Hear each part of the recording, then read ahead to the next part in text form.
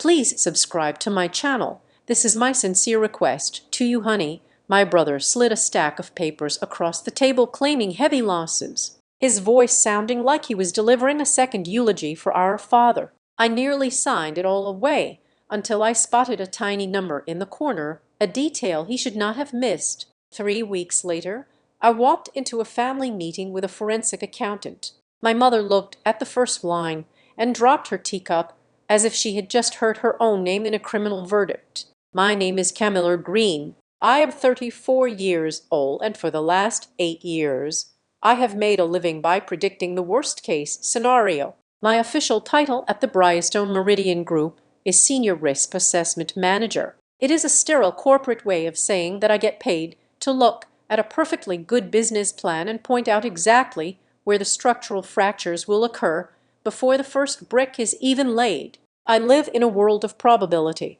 actuarial tables, and cold hard logic. I live in a high-rise apartment 200 m away from the smell of salt water and old cedar that defines my hometown. But today I was not in a glass-walled conference room. I was sitting at a scarred oak table in the back office of Harbor and Hearth, the restaurant my father, Frank Green, had built with his bare hands more than 30 years ago. The air in the office was stale, recycling the scent of yesterday's clam chowder and floor wax. Across from me sat my brother, Ethan. He looked older than I remembered, or perhaps he was just trying to look that way. His shoulders were slumped forward in a posture of defeated exhaustion that seemed heavy enough to crack the floorboards. Next to him sat his wife, Lydia. She was staring at her hands, which were clasped tightly in her lap, her knuckles white. Every few minutes she would reach up and dab the corner of her eye with a tissue, a gesture so rhythmic it felt like a metronome keeping time for a song I did not know the words to.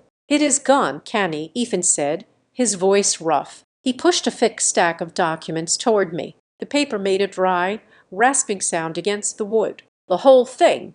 It is just gone." I looked at the binder. The cover was clear plastic, the title page printed in a sans serif font. "Operational Assessment and Liquidation Strategy." It looked too clean for this room. This room was where Dad used to keep invoices spiked on metal needles, and where the safe was always hidden behind a calendar from the local auto body shop. "What do you mean, gone?" I asked. My voice sounded flat, detached. It was my work voice. It was the voice I used when a CEO told me their projection was solid and I knew they were lying to themselves. "The margins," Ethan sighed, rubbing his temples. "Since Dad passed, the supply chain costs have tripled. Just look at the price of crab. Cammy, look at the labor costs. We have been bleeding money for 11 months. I tried to plug the holes. I really did. I poured our savings into it, but we are at the end of the line." Lydia made a small choked sound. "He has not slept in weeks. Camilla, he has been trying so hard to save Frank's legacy." "We have to close," Ethan said, looking me dead in the eye. "We have to shut it down before the debts eat up the equity. If we declare bankruptcy now, the bank takes the building, they take the land, they take everything. But if we sell now, right now, we can pay off the vendors and maybe walk away with a little bit of cash, enough to keep Mom comfortable." He opened the binder to a page marked with a sticky note. The columns of numbers were aggressive. Red ink dominated the bottom line. It showed a downward trajectory that looked less like a business struggling and more like a plane nose diving into the ocean. "I have a buyer," Ethan said, lowering his voice. "A holding company. They want the location, not the brand. They will bulldoze it, probably put up condos, but they are offering a clean exit. They need an answer by Friday." He slid a pen across the table. It was a nice pen, heavy and expensive, not the cheap plastic ballpoints Dad used to chew on. "I need you to sign over your share of the operational rights." Ethan said, "It allows me to execute the sale on behalf of the trust. I will handle the liquidation, the lawyers, the final payouts. You just go back to the city. You do not need to watch them take the sign down. I will take that heat. I will handle the ugly part." "It is the humane thing to do," Lydia whispered. She looked up at me, her eyes shimmering with unshed tears. "Ethan wants to protect you from this mess." I picked up the pen. The weight of it felt cold in my hand. I looked at the signature line. Camilla Green, co-beneficiary. It made sense. Everything they were saying made perfect, logical sense. I knew the hospitality industry was brutal. I knew independent restaurants were dying by the thousand. I knew Ethan had been the one here day in and day out, dealing with the grease traps and the health inspectors while I was reviewing merger acquisitions in a climate-controlled office. The numbers on the page were screaming disaster, a projected bankruptcy in less than 6 months. My thumb hovered over the paper. I felt a wave of exhaustion. It would be so easy to sign, to let the grief of losing Dad finally be over, to sever the last physical tie to this town that felt too small for me. Ethan was stepping up. He was being the big brother, shielding me from the wreckage. But then a voice echoed in the back of my head. It was growly and smelled of tobacco and Old Spice. Don't you ever sign anything you don't understand, Nilly, especially if it's family asking. Strangers want your money, but family feels entitled to it. Frank Green was a paranoid man, but he was rarely wrong about human nature. He had built this place not by trusting people, but by verifying every single delivery crate that came off the truck. I lowered the pen. I did not put it down, but I pulled my hand back. I need to read this, I said. The silence that followed was short, perhaps only a second, but it felt sharp. Ethan's expression shifted. The sorrowful brow smoothed out for a microcond, replaced by a flash of genuine irritation before the mask of the grieving son slid back into place. Cammy, he said, a note of condescension creeping into his tone. This is not a corporate merger. This is simple math. We are out of money. The buyer walks on Friday. If we wait, we lose the offer. We lose the equity. I understand that, I said, keeping my voice even, but I cannot sign away half of Dad's life work based on a 5-minute summary. I need to review the financials. We don't have time for a full audit, Lydia snapped. It was the first time her voice hadn't sounded like a whimpering breeze. She cleared her throat, softening immediately. I mean, the stress is killing him. Camilla, can't you just trust your brother? It is not about trust. I lied. It was absolutely about trust. It is about due diligence. It is what I do for a living. Remember, if the situation is this bad, the numbers will prove it. If the numbers prove it, I will sign. I just need time. Ethan exhaled a long, loud breath through his nose. He leaned back in his chair, the wood creaking.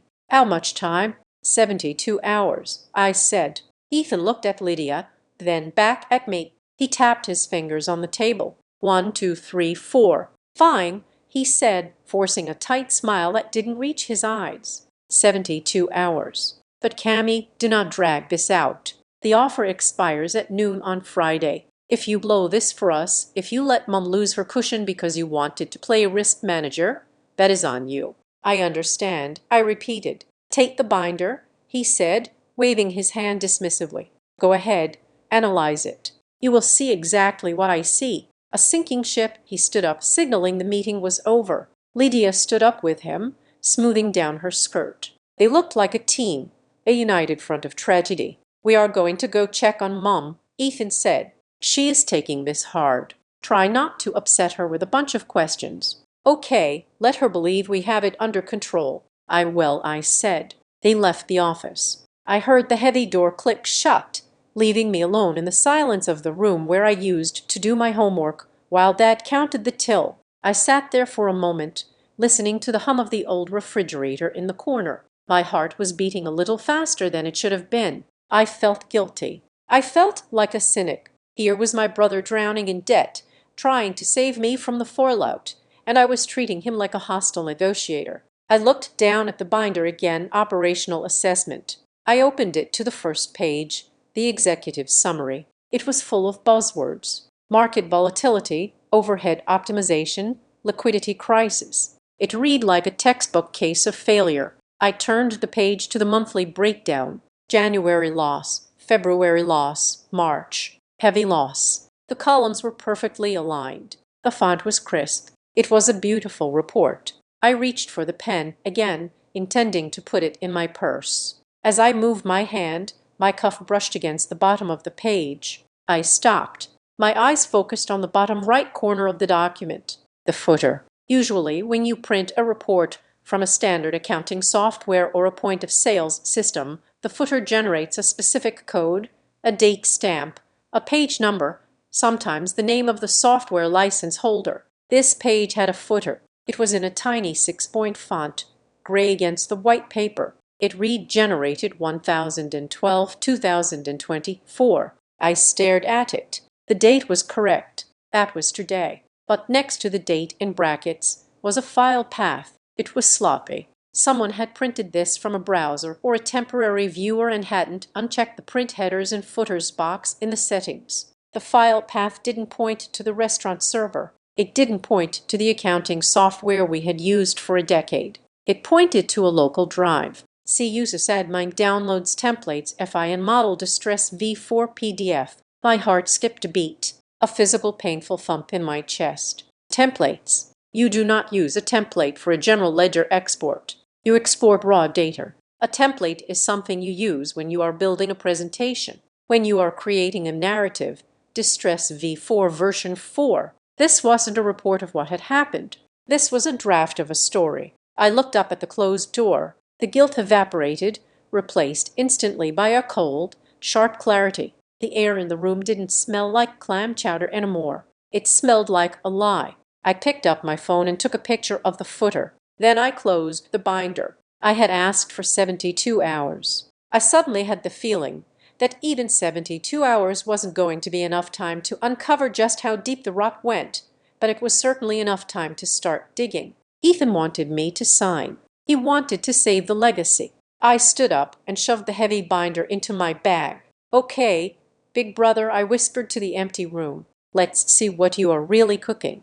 I spent the first night of my 72-hour deadline wide awake in the guest room of my mother's house. The house was quiet, filled with the heavy, muffled silence of people pretending to sleep while worrying about money. I had the binder spread out across the antique quilt on the bed, illuminated by the harsh blue light of my laptop screen. I was not reading the numbers anymore. I was looking at the art. That was what this document was. It was art. It was a performance piece. In my line of work at Brightstone Meridian, I look at financial reports all day. Real financial reports are ugly. They are exported from ancient database software that nobody has updated since the early 2000s. The columns often misalign slightly when converted to PDF. The fonts are usually Times New Roman or Courier New Standard defaults that scream utility. Ethan's report was beautiful. The font was a crisp Modern Sans, likely Calibri or Helvetica.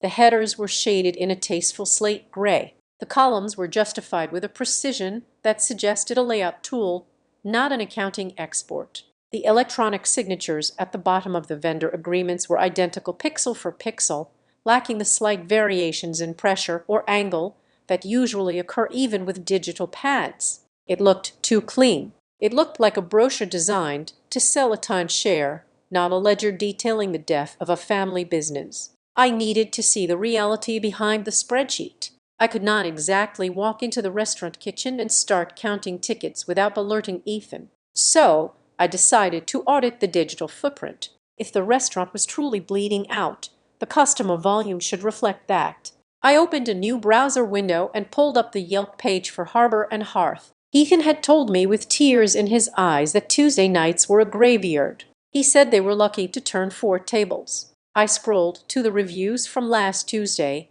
"Best date night ever," wrote a user named Sarah K92. The place was packed, but the wait was worth it for the cedar plank salmon. Definitely make a reservation. I checked the timestamp. The review was posted 2 days ago. I went to Instagram. I searched the location tag for the restaurant. Dozens of photos appeared, all uploaded within the last month. I saw tables crowded with wine glasses and appetizers. I saw a video story posted last Friday night, a night Ethan's report listed as having a 40% drop in revenue due to inclement weather. In the video, the background was a blur of motion. Servers were weaving through a packed dining room. The ambient noise was a roar of conversation and clinking silverware, the distinct sound of a business that was thriving, not dying. The caption read, "Fright madness at the HH. So glad we got in before the rush." I felt a cold knot tighten in my stomach. The disparity between the digital evidence and the paper report was not just an error, it was a canon. The next morning, I needed a coffee and a reality check from a human being. I drove into town, parking my rental car a few blocks away from the main strip to avoid being seen by Ethan or Lydia. I walked into the Daily Grind, a coffee shop that had been the town's information hub since I was in high school. I was waiting for my Americano when a familiar voice called my name. Camilla Green. I turned to see Becker Lewis, a girl I had sat next to in AP English 15 years ago. She was holding a tray of muffins and looking at me with wide surprise eyes. "I heard you were back in town," Becker said, pulling me into a quick, awkward hug. "I am so sorry about your dad. I know it has been a while, but he was such a legend." "Thank you, Becker," I said. "It has been hard. We are just trying to figure out the next steps for the restaurant." Becker nodded enthusiastically. "Well, at least you do not have to worry about the business slowing down. My husband and I tried to get a table for our anniversary last Saturday, and they told us it was a 2-hour wait. Can you believe that? A 2-hour wait in November." I froze. The cup of coffee in my hand felt suddenly very hot. "Ethan told me things were a bit slow," I said, keeping my voice casual. "He is worried about the winter slow." Becker laughed. "Ethan is crazy. If that place was any busier, they would have to start putting tables on the roof. Seriously, Cammy, whatever changes he made in the kitchen are working. It is the hottest spot in 3 counties right now." I forced a smile and made small talk for another minute before excusing myself. I walked back to my car, my hands trembling slightly.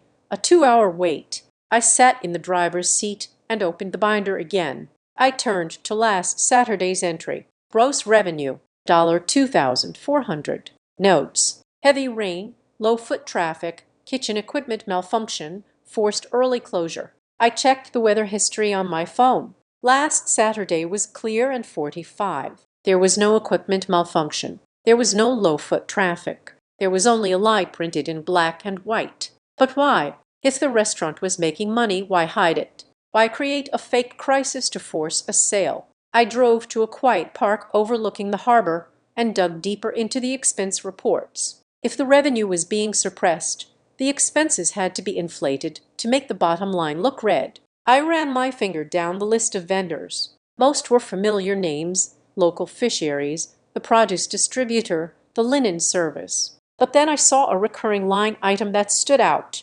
Apex Strategic Consulting LLC. The first charge appeared 11 months ago, shortly after Dad got sick. It was for $3,000. The description read Efficiency Audit. The next month, the charge was $4,500. Description Workflow Optimization. By last month, the charge had ballooned to $9,000. Description Retainer for Crisis Management. I had never heard of Apex Strategic Consulting. Dad never hired consultants. He believed if you could not fix a problem yourself, you did not understand your business well enough to own it. I pulled out my phone and searched for the company. No website, no LinkedIn profile, no Glassdoor reviews. I found a business registry listing. It was an LLC formed 11 months ago in Delaware, a state known for corporate anonymity. There was a phone number listed on the invoice in the binder. It was a toll-free 800 number. I dialed it. I expected a receptionist.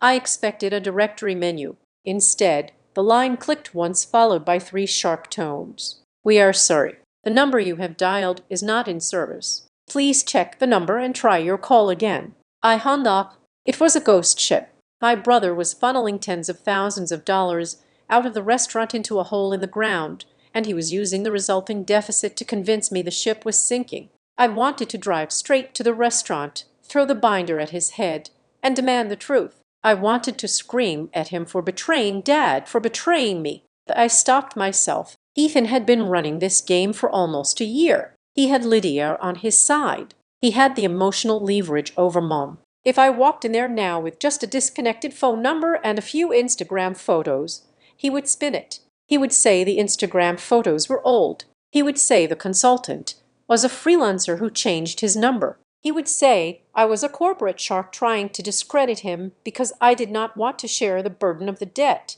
I needed more than suspicion. I needed a weapon. I needed Dana Keller. Daner was a forensic accountant I had worked with on a fraud case in Chicago 2 years ago. She was not warm. She was not friendly. She had a personality like a sheet of sandpaper, and she charged $600 an hour. She was also the best person I knew at untangling a financial mess. I sent her a text message. Urgent family business dispute. Need your eyes on appeal. Can you talk? She called me back 4 minutes later. Camilla, she said, no pleasantries, no how are you, just my name and the sound of typing in the background. I have 20 minutes before a deposition. Talk to me. I am in my hometown, I said. My brother is trying to force me to sign over my share of the family restaurant. He claims we are insolvent. He gave me a binder full of reports that show we are bleeding cash, but the parking lot is full every night. Classic, Daner said, her voice dry. The poverty plea. He wants the equity cheap. Let me guess. There is a buyer lined up. A buyer who needs an answer immediately. Yes, I said. By Friday. Of course there is. That creates urgency. Stops you from looking too close. Send me the documents. I only have hard copies, I said.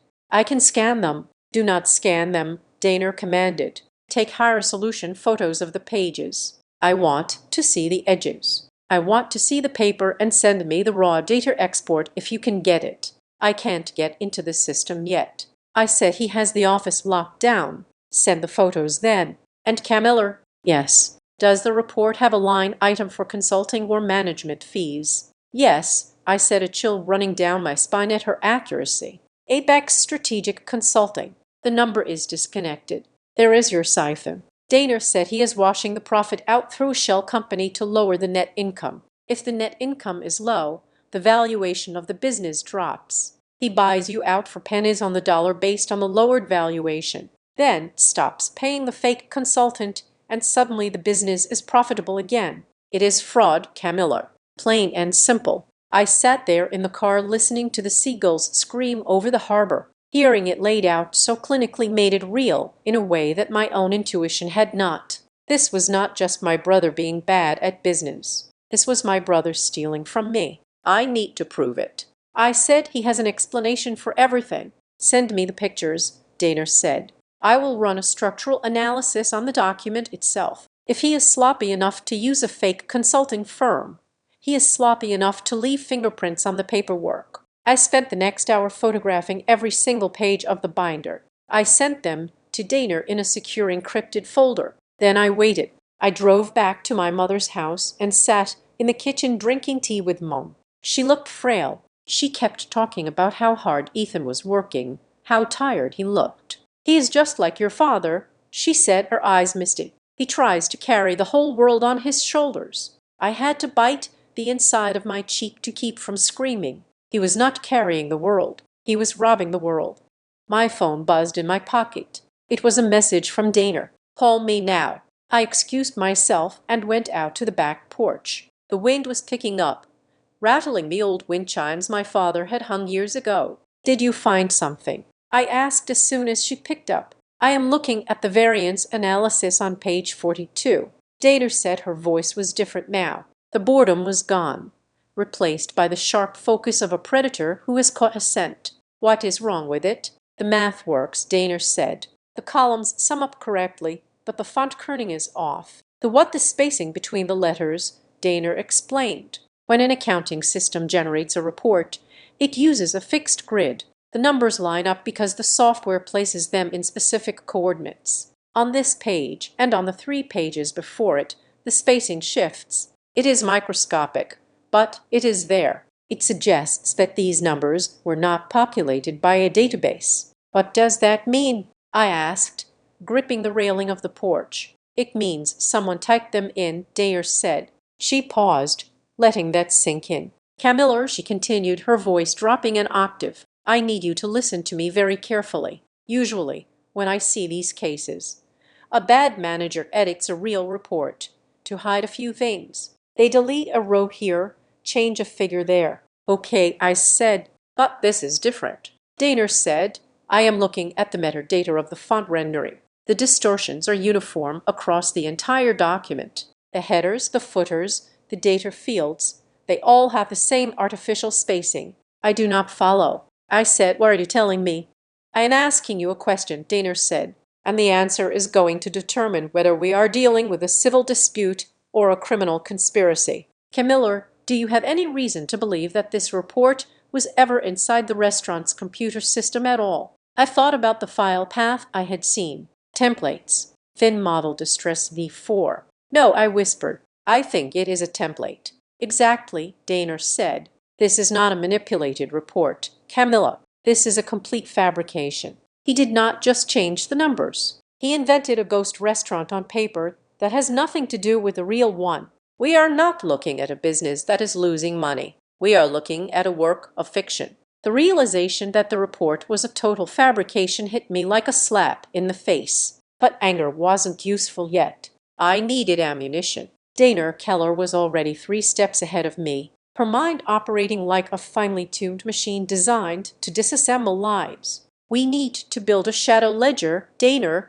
told me over the phone. Her voice was crisp, cutting through the static. If the official books are fiction, we reconstruct the reality from the outside in. I need bank statements, point of sale data, vendor invoices, and reservation logs. Anything that leaves a digital footprint, he can't edit. I can't access the bank accounts, I said, pacing the small guest room. Ethan has sole signatory rights on the operating account. Dad set it up that way when he got sick.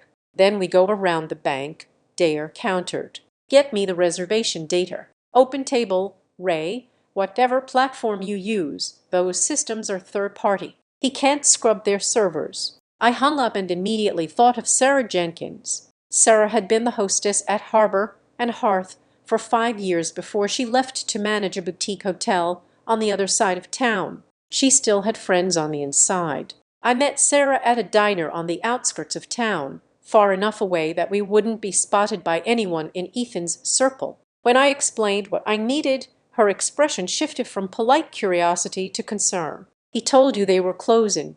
Sarah asked, stirring her iced tea. That is insane, Cammy. I had drinks with the current floor manager, Mike. Just last week he was complaining that they were so overbooked on weekends, they were turning away regulars. He said they were doing 200 covers a night easily. Can you get me the logs? I asked. Just a screenshot. Anything to prove the volume? Sarah hesitated for a moment, then pulled out her phone. She tapped out a quick message. A few minutes later, her phone pinged. She slid it across the table. It was a screenshot of the internal reservation dashboard for the past 2 weeks. Every single time slot from 5:00 to 9:00 was marked in red. Booked wait list 14 parties. He is lying to you, Sarah said quietly. If he is saying the place is empty, he is straight up lying. I forwarded the screenshot to Daner. It was the first brick in our wall of evidence. Next,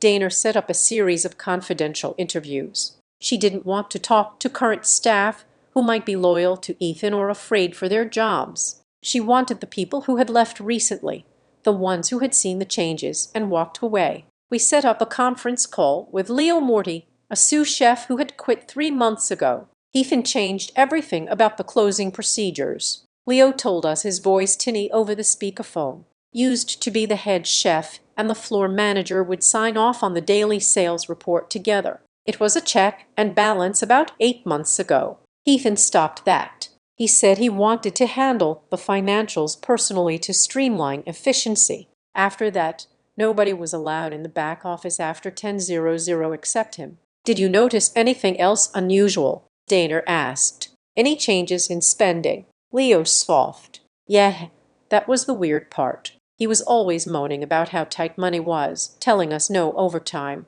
cutting the linen order. But then 2 months ago, a brand new rational combi oven shows up. That is a $20,000 piece of equipment. I asked him how we could afford it if we were broke, and he just said he found a deal. You do not find a deal on a rational lady. You pay for it. Thank you. Leo, I said, that is very helpful. Daner ended the call and immediately pivoted to the documents I had sent her. Okay, look at this. She said I had her on video chat now and she was sharing her screen. She had the official report Ethan had given me open next to a standard industry PL statement.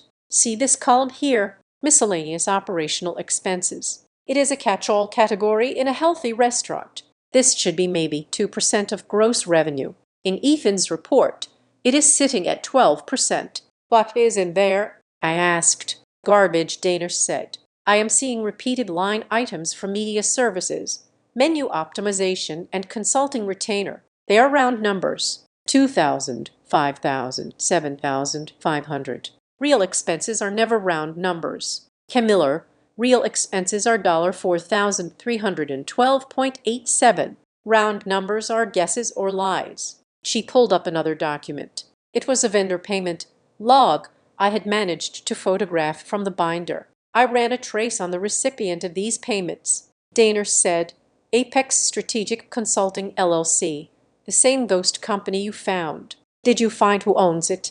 I asked. Better, Daner said, a grim smile touching her lips. I found where it lives. The LLC filing lists a registered agent address. It is not an office building. It is a pack and ship storefront in a strip mall in Dover. Do I frown? That is 40 minutes away, exactly far enough that nobody from town would casually drive by and notice it is just a mailbox rental, but close enough for someone to drive over once a week and pick up the checks. Daner brought up a map on the screen. She dropped a pin on the pack and ship location. Then she dropped a pin on harbor and hearth. But here is the kicker, she said. I cross-referenced the formation date of the LLC with the timeline of the restaurant's financial decline. Apex was incorporated on January 14th of this year. Do you know what happened on January 20th? I shook my head. The first consulting fee was paid out of the restaurant's operating account. Daner said 6 days later,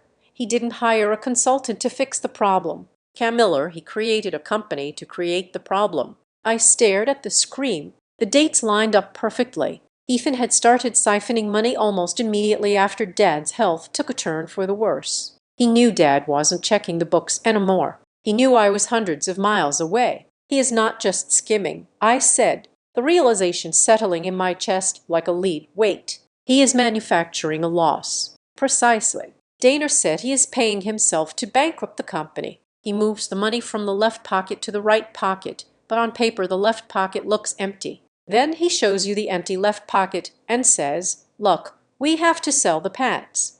But why? I asked. If the restaurant is making money, why kill it? Why not just keep running it and take the profit? Because of the equity, Daner said. Right now you own half. If the restaurant is worth $2 million, your share is $1 million. But if the restaurant is failing and swimming in debt, maybe the valuation drops to $200,000. He buys you out for $100 grand, doing you a favor. And the minute the ink is dry, Apex Strategic Consulting disappears. The expenses vanish. The profit margin shoots back up to 20%. And suddenly, he owns 100% of a gold mine for the price of a used car. My hands were shaking. I wasn't just angry anymore. I was horrified. This wasn't just greed. This was a calculated, methodical dismantling of our family's trust. Ethan wasn't just stealing money. He was stealing the truth. There is one more thing, Daner said. Her voice softened slightly, losing some of its clinical edge. I ran a check on the file metadata of the report he gave you, the one you found the path for the template. Yes, I told you it didn't come from the accounting system, but I found something else. There are no audit logs in a real financial system. QuickBooks Zero Toast. Every time you change a number, the system records it, who changed it, when, and what the old number was. It is impossible to delete those logs without admin access to the server back end. And this file, it is a flat PDF. Daner said it has no history. It came into existence yesterday morning. It was typed into a Word document or an Excel sheet and then saved as a PDF. It is not a financial record. Camiller, it is a brochure, a prop. So what do we do? I asked. I confront him. No, Daner said sharply. Not yet. If you confront him now, he will shred everything. He will claim it was a mistake, an error in the export. He will cover his tracks. We need to nail him down. We need to find out who is picking up the mail at that box in Dover. I can drive there, I said. Too risky, Daner said.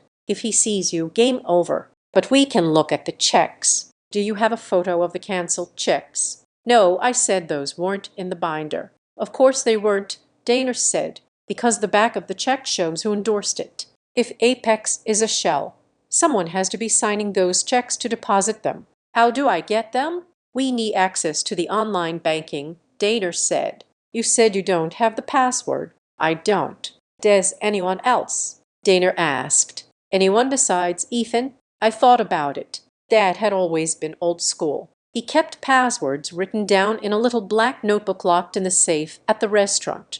Ethan had the combination. But then I remembered something. Dad also had a backup, a fail-safe. He didn't trust digital clouds. He trusted physical redundancy. Mom, I said, Mom might have it. Dad used to give her a copy of everything just in case. Go to your mother. Daner said, do not tell her what we are doing. Do not break her heart yet. Just find out if she has the banking credentials. I found Mom in the garden pruning the hydrangeas. She looked up and smiled, but the worry lines around her eyes were deep. How are you doing, sweetie? She asked. Have you talked to Ethan? I am looking over the papers, Mom, I said gently. I just wanted to double-check some of the older records. Did Dad ever leave a list of the account passwords with you for the bank? Mom frowned, thinking. Oh, he had that little book. He always told me, Elaine, if anything happens to me, the book is in the cookie jar. Can you believe that the ceramic bear in the kitchen? I felt a surge of affection for my father's simple, stubborn security measures. The cookie jar, top shelf, Mom said, behind the flour.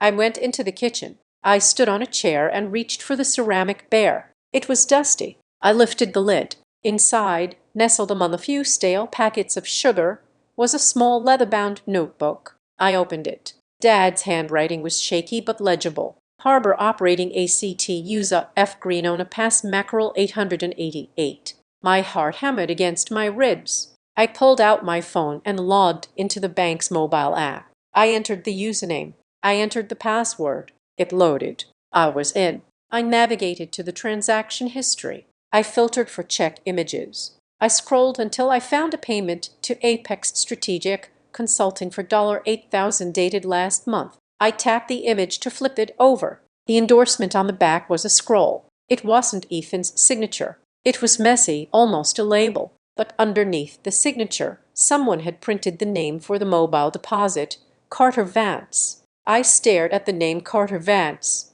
I knew that name. Carter Vance was Ethan's best friend from high school, the one who had moved away years ago to work in finance but had recently moved back. I had seen him at the restaurant a few times sitting in the back booth laughing with Ethan. Gotcha, I whispered. I took a screenshot and sent it to Daner. Her reply came back 10 seconds later. Bingo, we have a bagman. It is not just embezzlement anymore, Camilla. It is conspiracy. One more thing, Daner texted. Look at the refunds section in the POS data you got from Sarah. Are there a lot of voids? I went back to the screenshot Sarah had sent. I zoomed in. Void comp $450. Reason manager meal. Void comp $320. Reason spilled wine. Void comp $500,000. Reason customer complaint. The list went on and on. Hundreds of dollars a night being voided out of the system. He is voiding cash tables. I texted Daner. Customer pays cash. He pockets the cash, then voids the ticket in the system. So it looks like the sale never happened. That lowers the recorded revenue. Classic skimming, Daner replied. And very illegal. The tax man would be very interested in this. I sat at the kitchen table, the little black notebook open in front of me. The evidence was piling up. The fake consultant, the inflated expenses, the voided cash transactions, the ghost company run by his best friend. It wasn't a tragedy. It was a heist. And the victim wasn't just me. It was Mom. It was Dad's legacy. This is not a failing business, I said to myself, echoing Daner's words. This is a crime scene. The phone rang. It was Ethan. Hey, Cammy, he said. His voice was bright, falsely cheerful. Just checking in. You about done with that review? The buyer is getting antsy. I took a deep breath. I channeled every ounce of professional detachment I had learned in 10 years of corporate risk management. Almost there, Ethan, I said smoothly, just verifying a few last details. I will have an answer for you soon. Great, he said. Don't overthink it. It is pretty black and white. You are right, I said, looking at the signature of Carter Vance on the screen. It is very black and white. I hung up. Daner sent one final message. We have the how. Now we need the why. Why now? Why the rush? People don't steal this aggressively unless they are on a clock. Find out what Ethan is really planning. The digital map on Daner's screen looked less like a financial flowchart and more like the schematic of a parasitic infection. She had spent the last 6 hours tracing the pathways of every cent that had left the restaurant's operating account in the last 11 months, and the resultant web was a testament to my brother's desperation and his audacity. It is a classic wash cycle, Daner said, her voice tinny through the laptop speakers. She used her cursor to circle a cluster of transactions. He moves the cash from Harbor and Hearth to Apex Strategic Consulting. That is the first hop. We already knew that. But I followed the money out of Apex. I leaned closer to my screen, squinting at the lines connecting the boxes. Where does it go? It fragments, Daner explained. About 40% of it stays in the Apex account, presumably to cover Carter Vance's fee for setting up the shell, but the other 60% it moves again within 48 hours. It goes to a digital wallet service, then to a generic holding account, and finally it lands here. She clicked on a box at the bottom of the screen, LG Design Studio. Lydia, I whispered, does his wife run a design business? Daner asked. She has a hobby studio, I said, feeling a fresh wave of nausea. She makes custom greeting cards and table centerpieces. She makes maybe $500 a year at the Christmas craft fair.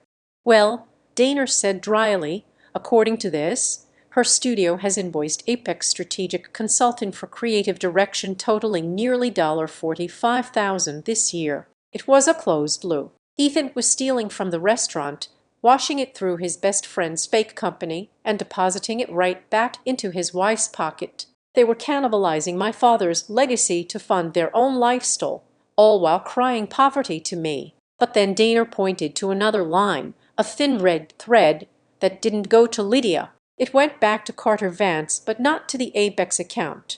It went to a personal account. Who is this guy really? Pamela, Daner asked. I see the payments. I see the LOC. But friends do not usually commit felonies for each other just for a small cut. There is a lot of trust here or leverage. I closed my eyes and let my memory drift back. Carter Vance. I hadn't thought about him in years, but now the image was sharp. High school. Carter was the guy who always had the newest sneakers, but no job. He was the one who sold pirated DVDs out of his locker. He was Ethan's shadow. I remembered a day about 6 months ago when I was home for a weekend visit. I had stopped by the restaurant to say hello. The door to the back office was slightly ajar. I heard Ethan laughing a low conspiratorial laugh I rarely heard anymore. I had peeked in. Ethan was sitting behind the desk and Carter was sitting on the edge of it flipping a coin. When they saw me, the laughter died instantly. Carter had hopped off the desk, smoothed his jacket, and flashed a smile that didn't reach his eyes.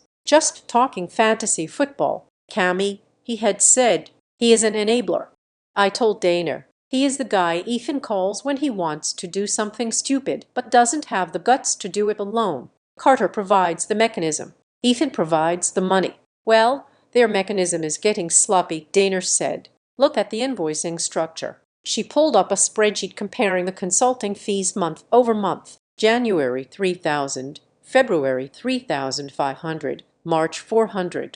It goes up by exactly $500 every month until it caps at $8,000. That is not how billing works. You do not accidentally incur costs in perfect $500 increments. This is a salary pay-up schedule. They are treating the theft like a paycheck. I stared at the numbers. It was so arrogant. They didn't even try to make it look random. They assumed nobody would ever look this deep. They assumed I would just sign the papers and walk away. There is something worse, Daner said. Her tone shifted. The clinical detachment was gone, replaced by a note of genuine professional alarm. I ran a titled search on the restaurant property just to be thorough. I wanted to see if there were any liens we didn't know about. There shouldn't be, I said confidentially. Dad paid off the mortgage in 1998. We had a bonfire on the beach. He burned the note. It was one of the happiest days of his life. I am sure it was, Daner said softly. But there is a new mortgage, Camilla. The heir left the room. But recorded 6 months ago, Daner said. A secured business loan against the deed, $300,000. Lender is a private equity firm based in Chicago. High interest, short term. That is impossible, I stammered. Ethan can't take out a mortgage on the building without my consent. We are car-rusties. The deed requires both signatures for any encumbrance over $50,000. Daner didn't say anything. She just opened a new file and dragged it onto the shared screen. It was a loan agreement, secured promissory note. I scanned the document, my heart hammering against my ribs like a trapped bird. I saw Ethan's signature, bold and heavy in blue ink. And then right next to it, I saw mine, Camilla Green. It wasn't wet ink. It was a digital stamp. A DocuSign certification code was printed underneath it. I never signed this, I said, my voice shaking. Daner, I swear to you, I never saw this document.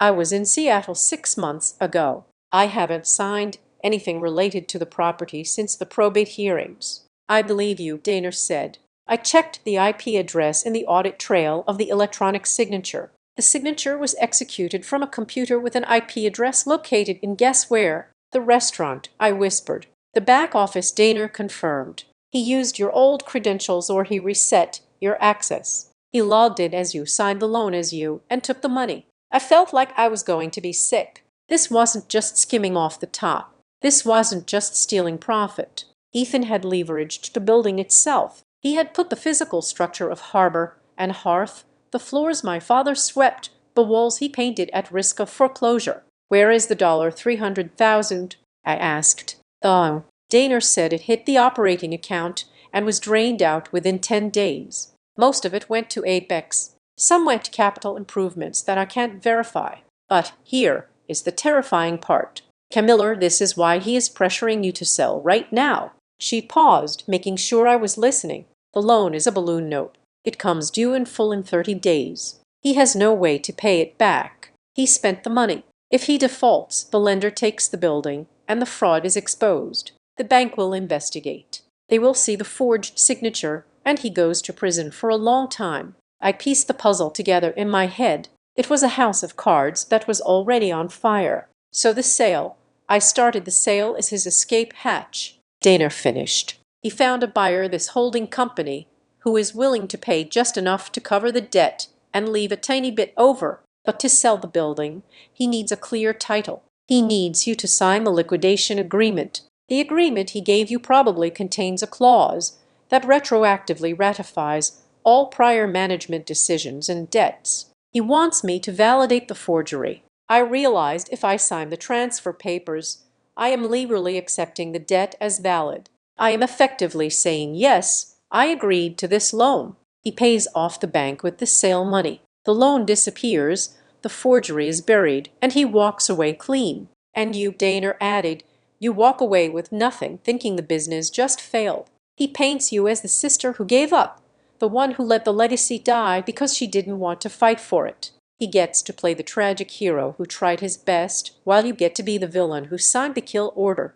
I sat back in the chair, the weight of the betrayal crushing me. It was so much more personal than I had realized. Ethan didn't just want the money. He wanted the narrative. He wanted to destroy my reputation, to save his own skin. He was willing to gaslight the entire family, to look our mother in the eye and lie about Dad's work just to cover up his own incompetence and greed. I looked at the digital signature on the screen, my name stolen and used to destroy what I loved. He thinks he is smart, I said, my voice hardening. He thinks because I live in the city, because I work in corporate risk, that I am soft. He thinks I will just sign to avoid the conflict. He is banking on your emotions. Daner said, he brought your mother to that meeting for a reason. He knows you won't want to upset her. He is right. I said I don't want to upset her. I stood up and walked to the window. The sun was setting over the harbor, turning the water a deep, bruised purple. But I am not going to protect him anymore, I said. What is the play? Daner asked. We have enough for a police report. Right now. Fraud, forgery, grand larceny. We could have him in handcuffs by dinner time. No, I said instantly. If we arrest him now, the story becomes about the scandal. The restaurant gets seized as evidence or assets. Mom dies of a broken heart, seeing her son in the news. The town remembers Frank Green's legacy as a crime scene. So what do you want to do? I want him to admit it, I said. I want him to say it in front of the family. I want Mom to see who he really is, not what the police say he is. And I want to save the restaurant. That is a tall order, Daner warned. The loan is due in 30 days. I have money, I said. I have savings. I can cover the balloon payment if I have control of the accounts, but I need to get him out completely. Okay, Daner said. Then we don't tell him we know. Not yet. No, I agreed. We let him think he has won. He wants a signature. I will give him a meeting. I picked up my phone. Ethan had sent me 3 texts in the last hour, asking for an update. Thinking about you, Cammy. Hope you're making the right choice for Mom. I stared at the message. The manipulation was so transparent now. I typed a reply. I have reviewed the numbers. Let's meet on Sunday. Bring Mom. I think I'm ready to sign. I hit send. He is going to bring the papers. Daner said he is going to have a notary ready. Let him. I said I am bringing something too. I will prepare the exhibit binder. Daner said timeline, bank traces, the forgery analysis. We will walk in there with a nuclear warhead in a briefcase. Daner, I said, pausing before I cut the connection. Thank you. Do not thank me yet. She said, Sunday is going to be ugly. When you corner a rat, especially a rat that thinks it is a lion, it bites. I know, I said. I am counting on it. I closed the laptop. The room was dark now. I didn't turn on the light. I sat in the shadows, thinking about the brother I used to have, the one who taught me how to skip stones, the one who protected me from bullies on the playground. That brother was gone. The man waiting for me on Sunday was a stranger wearing his face, and I was about to introduce him to the sister he didn't know he had. The vibration of my phone on the bedside table sounded like a warning alarm. It was Saturday morning, 24 hours before the deadline. I picked it up. The message was from Ethan. Sunday at 1:00. Mom is making pot roast. She really wants us to get this settled so she can stop worrying. See you there. I stared at the screen. It was a masterclass in manipulation. By setting the meeting over Sunday lunch, he was grounding the negotiation in family tradition. By mentioning Mom's pot roast, he was invoking the ghost of our childhoods. And by explicitly stating that Mom wanted this settled, he was preemptively casting any objection I raised as an attack on her peace of mind. He was using our mother as a human shield. I took a deep breath and typed my reply. I needed to sound beaten. I needed him to believe that the fight had already left me. Okay, I will be there. I just want to do what is best for everyone. If the numbers say we have to sell, then I guess we have to sell. I hit send. The response came back instantly. A thumbs up emoji. He took the bait. He thought I was folding. He thought the corporate risk manager had looked at his terrifying spreadsheet, panicked, and decided to cut her losses. He had no idea that while he was planning a victory lunch, I was preparing an indictment. I spent the next 2 hours on a video call with Daner. She had compiled everything into a single devastating PDF. But for tomorrow, we needed physical props. People like Ethan do not fear data, Daner said, holding up a file folder on her screen. They fear exposure. If you just talk about numbers, he will talk over you. He will use emotional buzzwords. You need to put something on the table that he cannot talk his way out of. I have a printer here, I said. Tell me how to organize it. Color-code it, Daner instructed. Blue for the bank statements. Red for the discrepancies, yellow for the shell company evidence. When you lay them out, I want it to look like a police board. Make it visual. Make it undeniable. I printed the documents. The stack was thick. The blue pile, the real reservation, logs from open table, showing a full house versus Ethan's fabricated spreadsheets showing an empty dining room. The yellow pile, the corporate registration for Apex Strategic Consulting, linking it to the mailbox in Dover, and the endorsed check with Carter Vance's signature, the red pile, the loan documents, the $300,000 mortgage taken out against the building featuring the digital forgery of my signature. This red pile, Daner said, her voice serious. This is your nuclear option. You do not lead with this. You save it for when he tries to run. I understand, I said. And Camiller, Daner added, I need you to secure your flight. If he realizes he is cornered, he might try to move the money or sign the sale agreement before you can legally stop him. You need an injunction ready to go. She was right. I grabbed my coat and drove into town to see Marcus Thorne. Marcus was a real estate attorney who had handled the deed transfer when Dad passed away. He was 60 years old, wore suspenders, and his office smelled like old law books and peppermint. He wasn't a shark, but he was honest, which in this situation was exactly what I needed. I didn't show him everything. I didn't want to implicate Ethan in a crime just yet. I just showed him the loan document. Mr. Thorne, I said, sliding the paper across his mahogany desk, I need you to look at this signature. He put on his reading glasses and peered at the document. He frowned. That is your name. Camiller, he said, but that is not your signature. You loop your C differently, and you never use a digital stamp for a deed restriction. Your father would roll over in his grave. I didn't sign it. I said, I need you to draft an emergency motion to freeze the title. I am not filing it yet, but I want it signed and ready to be filed at the courthouse the minute the doors open on Monday morning if things go wrong tomorrow. Marcus looked at me over the rim of his glasses. He saw the tension in my jaw. He saw the lack of sleep in my eyes. Is Ethan in trouble? He asked quietly. Ethan is confused, I said carefully. He thinks he owns things that do not belong to him. I am just going to clarify the boundaries. Marcus nodded slowly. He didn't ask any more questions. He drafted the motion. I signed the affidavit. Now, no matter what Ethan tried to pull, even if he forged my signature on the sale documents, we had a sworn statement predating the sale, stating that I did not consent. I left his office feeling a little lighter. The legal safety net was in place. Now, I needed to close the loop on the operation. I drove to the employee parking lot behind Harbor and Hearth. I had arranged to meet Mike, the floor manager, during his break. Mike was smoking a cigarette by the dumpster, looking tired. When he saw me, he straightened up and stomped it out. Miss Green, he said, I didn't think I'd see you here. I am not here, Mike. I said, this conversation never happened, but I need to ask you something. You told me earlier that Ethan took over the financial reporting. Yeah, Mike said, crossing his arms. About 8 months ago, locked us all out of the back office. Has he done anything with the computer system recently? I asked specifically the admin access. Mike laughed, a dry, humorless sound. Funny you ask. Just yesterday, I tried to log into the inventory management system to order napkins. My password didn't work. I asked Ethan about it, and he said he was migrating the server. But I saw the notification on the screen before he closed it. What did it say? It said admin rights transferred.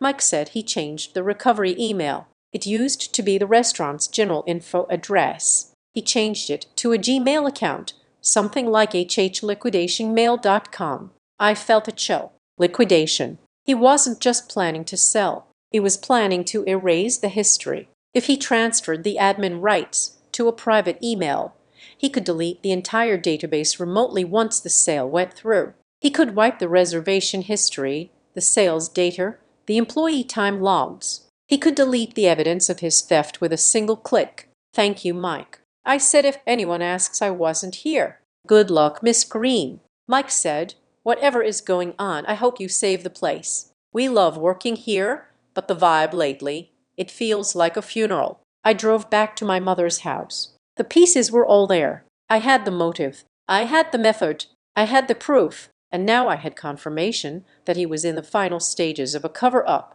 But I needed one last thing. I needed him to be confident. I needed him to walk into that meeting thinking I was an emotional wreck, so focused on the past that I wouldn't look at the present.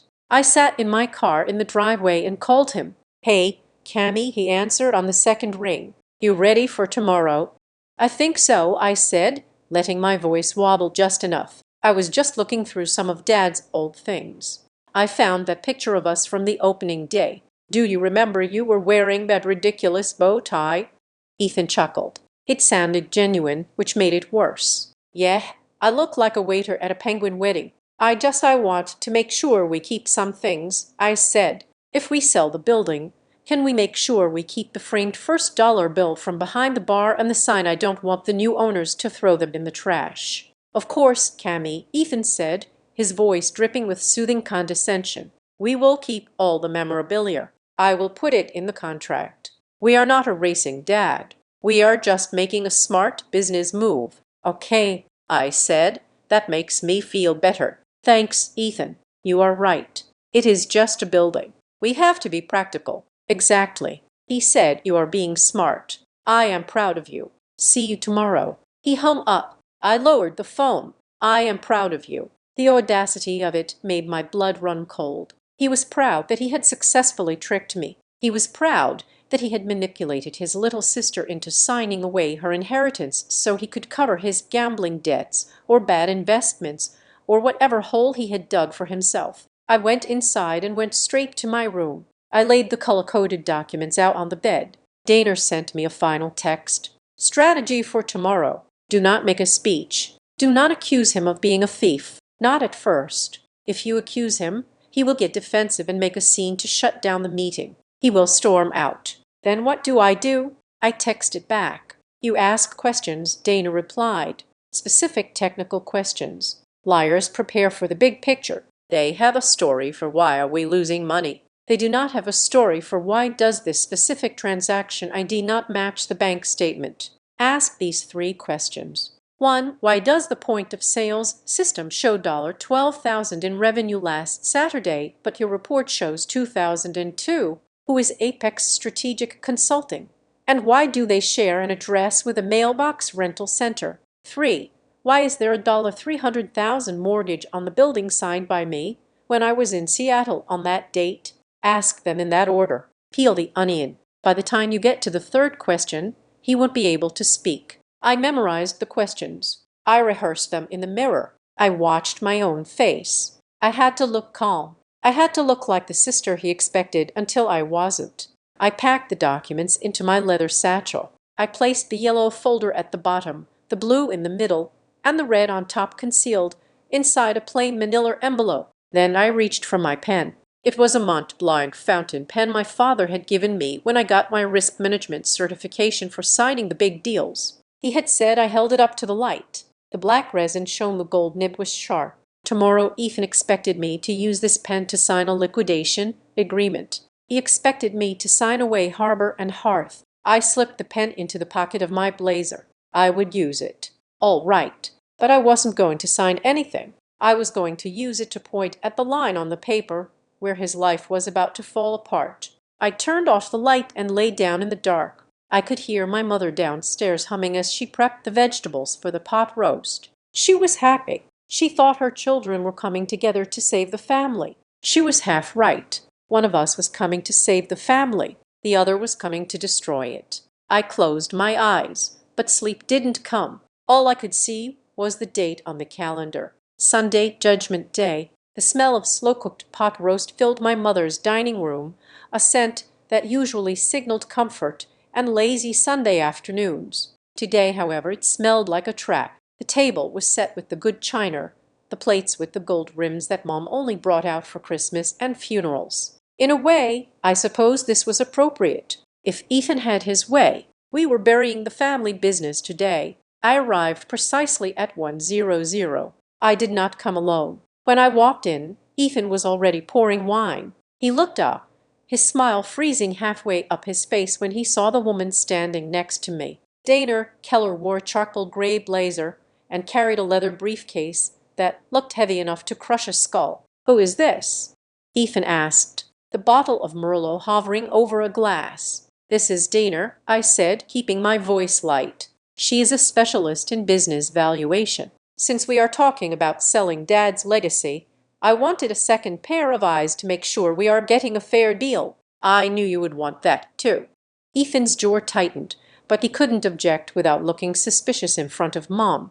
Mom came out of the kitchen, wiping her hands on her apron. She looked frail, her eyes darting nervously between us. "Oh, a guest," Mom said, her voice trembling slightly. "I can set another place." "No need, Mrs. Green," Daner said. Her tone was polite, but entirely devoid of warmth. "I am just here to observe the paperwork." We sat down. The tension in the room was so thick, it felt like physical pressure against my eardrums. Lydia sat next to Ethan, clutching a handkerchief. She looked pale. Aunt Sarah and Uncle Bob were there, too, sitting at the far end of the table, looking uncomfortable. They were the witnesses Ethan had brought to validate his narrative of the grieving, burdened son. We ate in silence for 20 minutes. The clinking of silverware against porcelain sounded like gunshots. Finally, Ethan pushed his plate away. He reached under his chair and pulled out the familiar clear plastic binder. He slid it across the white tablecloth toward me. It stopped right next to my wine glass. "We need to do this, Cammy," Ethan said. His voice was low, laced with a practiced sorrow. "I know it is hard. It breaks my heart, too. But the buyer needs the signature by tomorrow morning, or the deal is off. If we don't sign, the bank forecloses next month. Do not let Dad's legacy become a pile of debt. Sign it, and we can all move on." Lydia sniffed loudly. "Please, Camilla, for your mother's sake." I looked at the binder. Then I looked at my mother. She was staring at her hands, her shoulders hunched as if she were waiting for a blow. "I agree," I said. "We need to protect the legacy." Ethan uncapped a pen and held it out to me. "Here, just right there on the bottom line." I did not take the pen. Instead, I reached into my bag and pulled out my own folder. It was not thick, but it was vibrant. I opened it and laid 3 distinct stacks of paper on the table, one blue, one yellow, one red. "I am not signing that, Ethan," I said. The room went dead silent. "Art?" Ethan asked, a nervous laugh escaping his lips. "Cammy, we talked about this. You saw the numbers. The restaurant is losing money." "The restaurant is not losing money," I said.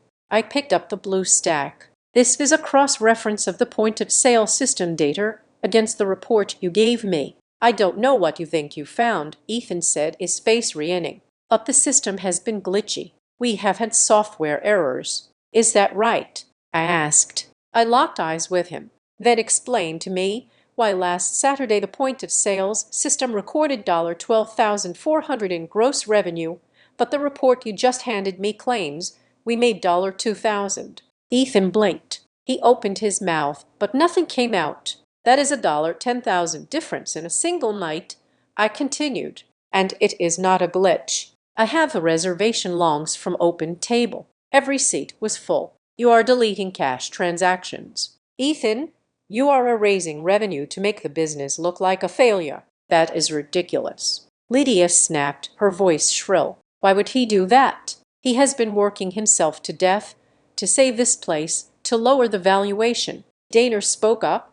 Her voice was calm, cutting through the emotion like a scalpel. "If the business looks like it is failing, he can buy his sister out for pennies on the dollar. Then once he owns 100%, the glitches disappear and he keeps all the profit." "You are a liar," Ethan spat, pointing a finger at Daner. "Who even are you, Mom?" "Tell her to leave." Mom looked up, her eyes wide and terrified. "Ethan, what are they talking about?" "I am asking you a question." "Ethan," I said, raising my voice over his. I picked up the yellow stack. "Question number 2. Who is Apex Strategic Consulting?" Ethan froze. The color drained from his face so fast it looked like a magic trick. "I noticed we have been paying them nearly $8,000 a month." I said, "for efficiency audits, but when I looked them up, they don't have an office. They have a mailbox at a shipping center in Dover, and the checks they are being endorsed by Carter Vance." I threw the photo of the check onto the table. It landed face up, Carter's signature plain as day. "Carter," Aunt Sarah whispered. "Ethan's friend Carter. Why is the restaurant funneling money to your high school best friend, Ethan?"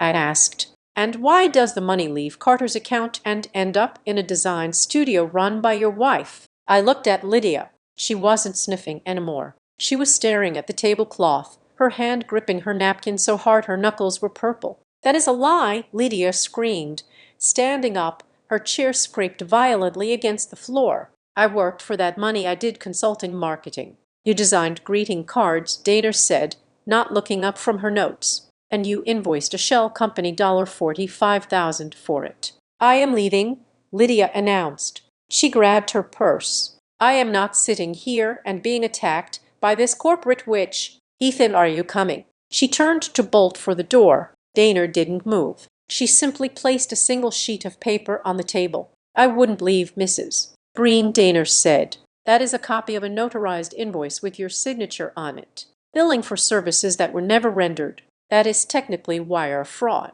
If you walk out that door, the next conversation we have will be with the district attorney. Lydia stopped. She looked at Ethan, panic wild in her eyes. She slowly sank back into her chair. Mom made a sound. It was a low, keening noise like an animal in pain. She was gripping the edge of the table, her breath coming in short, shallow gasps. Ethan, Mom wheezed. Tell me it isn't true.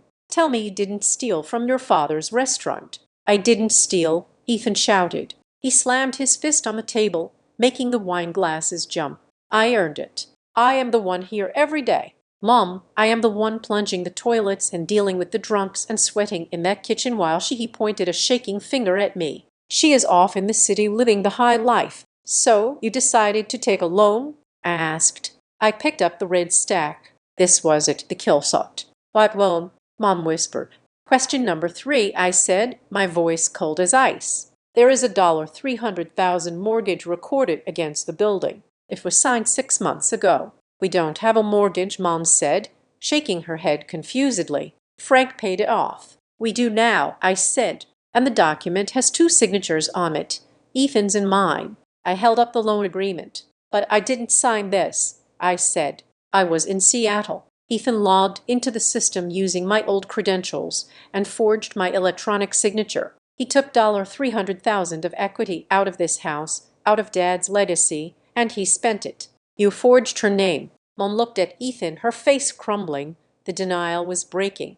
She was seeing the stranger wearing her son's face. I had to, Ethan yelled. He stood up, knocking his chair over. He wasn't pretending to be the sad, burdened brother anymore. He was red-faced, cornered, and vicious. You don't understand business. He screamed at me. I needed capital. I was going to pay it back once we expanded.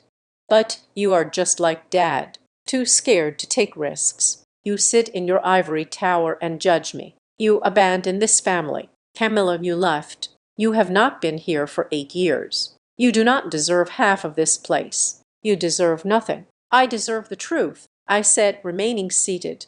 And so does Mom. The truth, Ethan laughed, a manic, ugly sound. The truth is that I am the one who kept this place alive while Dad was dying. I am the one who watched him wither away while you were busy getting promoted. I took what was owed to me. That money was my salary for dealing with the misery of this town. It wasn't a salary, Dana said. It was embezzlement and the loan, that is bank fraud.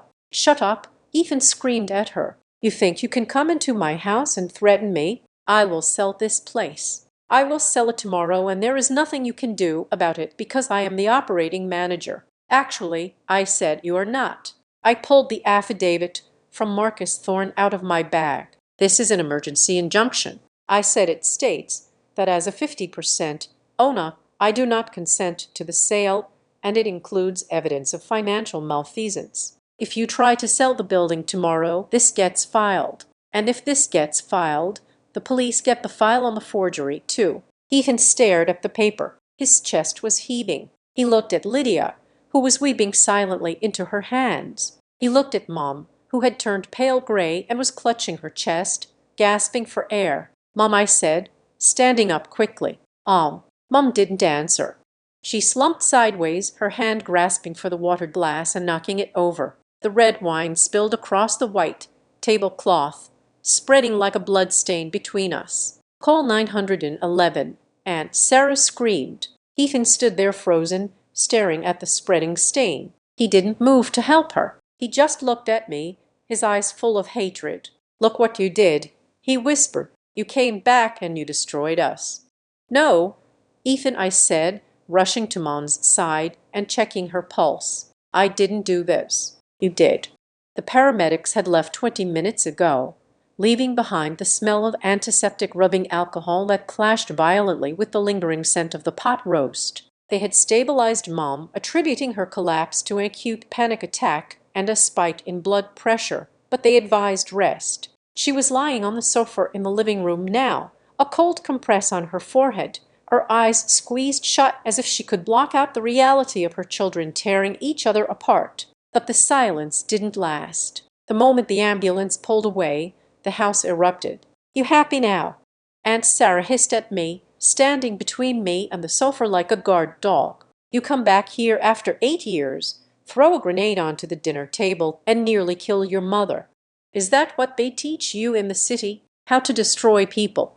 "I am not the one who forged a signature, Sarah," I said, my voice shaking with adrenaline. "I am trying to stop him from selling the roof over her head. He was trying to save it." Uncle Bob chimed in, though he looked less certain, his eyes darting toward the pile of evidence on the dining table. "Ethan has been the man of the house. Camilla, you don't know the pressure he has been under." Ethan, who had been pacing the kitchen like a caged tiger, seized on the opening. He stormed into the living room, his face flushed, not with shame, but with indignation. "Exactly," Ethan said, gesturing wildly. "You call it stealing. I call it survival. I call it compensation." "Compensation," I repeated, incredulous. "You took $300,000 out of the equity. Ethan, you funneled $50,000 to your wife through a shell company. That is not compensation. That is a crime. It is baquet," Ethan shouted. "I have worked 80-hour weeks for 3 years. I missed vacations. I missed anniversaries. I kept that kitchen running while Dad was sick and you were off climbing the corporate ladder. I deserved a salary that reflected my value. If I had to get creative to get it because the cash flow was tight, then so be it. It was my right as the operating partner." "That is not how the law works," Dana said. She was standing by the window, calm and immovable. "You are a fiduciary, Ethan. You have a legal obligation to act in the best interest of the trust. Paying yourself secret bonuses through a fraudulent vendor isn't creative accounting. It is embezzlement. And signing your sister's name on a loan document, that is identity theft and bank fraud. We are not having a moral debate here. We are discussing felonies. Nobody is going to prison." Mom's voice was weak coming from the sofa. She struggled to sit up, pushing the compress aside. She looked at Ethan with a heartbreaking mix of love and disappointment. Then she looked at me. "Camilla," she whispered, "please, we can fix this. We can work it out amongst ourselves. Don't drag the police into this. Think of your father's name. Think of the restaurant if people find out." "People are going to find out anyway, Mom," I said, kneeling beside her, "because the bank wants their money in 30 days. "I can fix it," Ethan insisted, stepping forward. "I have the buyer. If Camilla just signs the transfer, the sale goes through, the loan gets paid, and we all walk away clean. Mom, tell her to stop this crusade and let me handle the exit." "I am not signing," I said, standing up and facing him. "And neither are you." I turned to Dana. "I want the accounts locked down now, way ahead of you," Dana said. "I can draft a demand letter for the bank immediately to freeze the operating account due to suspicious activity." "You can't do that," Ethan yelled. "Payroll is on Tuesday. If you freeze the account, the checks bounce. The staff walks. You will kill the business. Then you better hand over the admin passwords right now." I said, "I will authorize payroll." "Me, not you. I am taking over the financial controls effective immediately. No check over $500 goes out without my physical signature." Ethan laughed, a harsh, jagged sound. "You think you can just walk in and run the place. You don't know the vendors. You don't know the codes." "I learned fast," I said, "and I know enough not to send $8,000 a month to a mailbox in Dover." "Mom," Ethan pleaded, turning back to her. "Stop her. She is humiliating me in my own house." Mom looked at him, tears streaming down her face. She was trapped in the impossible space between two children she loved. She saw the evidence. She knew what he had done, but the instinct to protect her son, the boy she had raised, was fighting against the logic of the situation. "Camilla," Mom said softly, "maybe we just let him sell. Just let it be over. I am so tired, honey." I don't want a court case. I don't want the neighbors whispering that Frank's son is a thief. It would have been so easy to say yes. It would have been the path of least resistance to just let him sell, pay off the debt, and let him scurry away into the shadows with whatever scraps were left. It would save Mom the embarrassment. It would save the family name from a scandal. But then I looked at the mantelpiece. There was a photo of Dad standing in front of the restaurant on opening day, covered in flour, grinning like he had just won the lottery. He hadn't built that place for us to sell it to cover up a lie. He had built it on integrity. "I am sorry, Mom," I said, my voice steady. "I love you, but I'm not doing this to hurt the family. I am doing this to save it. If I let him sell the building to cover his tracks, I am an accomplice. I won't let him steal Dad's legacy, and I won't let him steal my name. We are not solving this internally because he has proven he cannot be trusted inside the house." Ethan's face twisted into a snarl. "You are a cold-hearted and you are a fraud," I replied. While we were locked in this standoff, I noticed movement in my peripheral vision. Lydia, who had been huddled in the corner chair crying, had stood up. She was moving toward the kitchen, her phone pressed to her ear. She was whispering urgently, her hand cupped over the mouthpiece. I glanced at Dana. Dana gave me a microscopic nod. She had seen it too. She tapped her watch and then pointed at Lydia's retreating back. "Follow the money. Follow the communication. I need air," I announced. I grabbed my purse and stepped out onto the front porch, leaving the suffocating atmosphere of the living room behind. The cool autumn air hit my face, drying the sweat on my forehead. My hands were trembling. I leaned against the railing, trying to regulate my breathing. I had just declared war on my brother. I had just denied my mother's dying wish for peace. My phone buzzed in my pocket. It was an email. The notification showed it was from a generic encrypted service Proton Mail. Subject: "The Real Deal." I frowned and opened it. MS. "Green, you don't know me, but I used to work the line at HH. I heard you are back. You need to know what is actually happening. It is not just a liquidation. Ethan isn't selling to a developer to build condos. He is in advanced talks with the Scorched Earth team from Burger Barn Holdings. They are a national fast food franchise.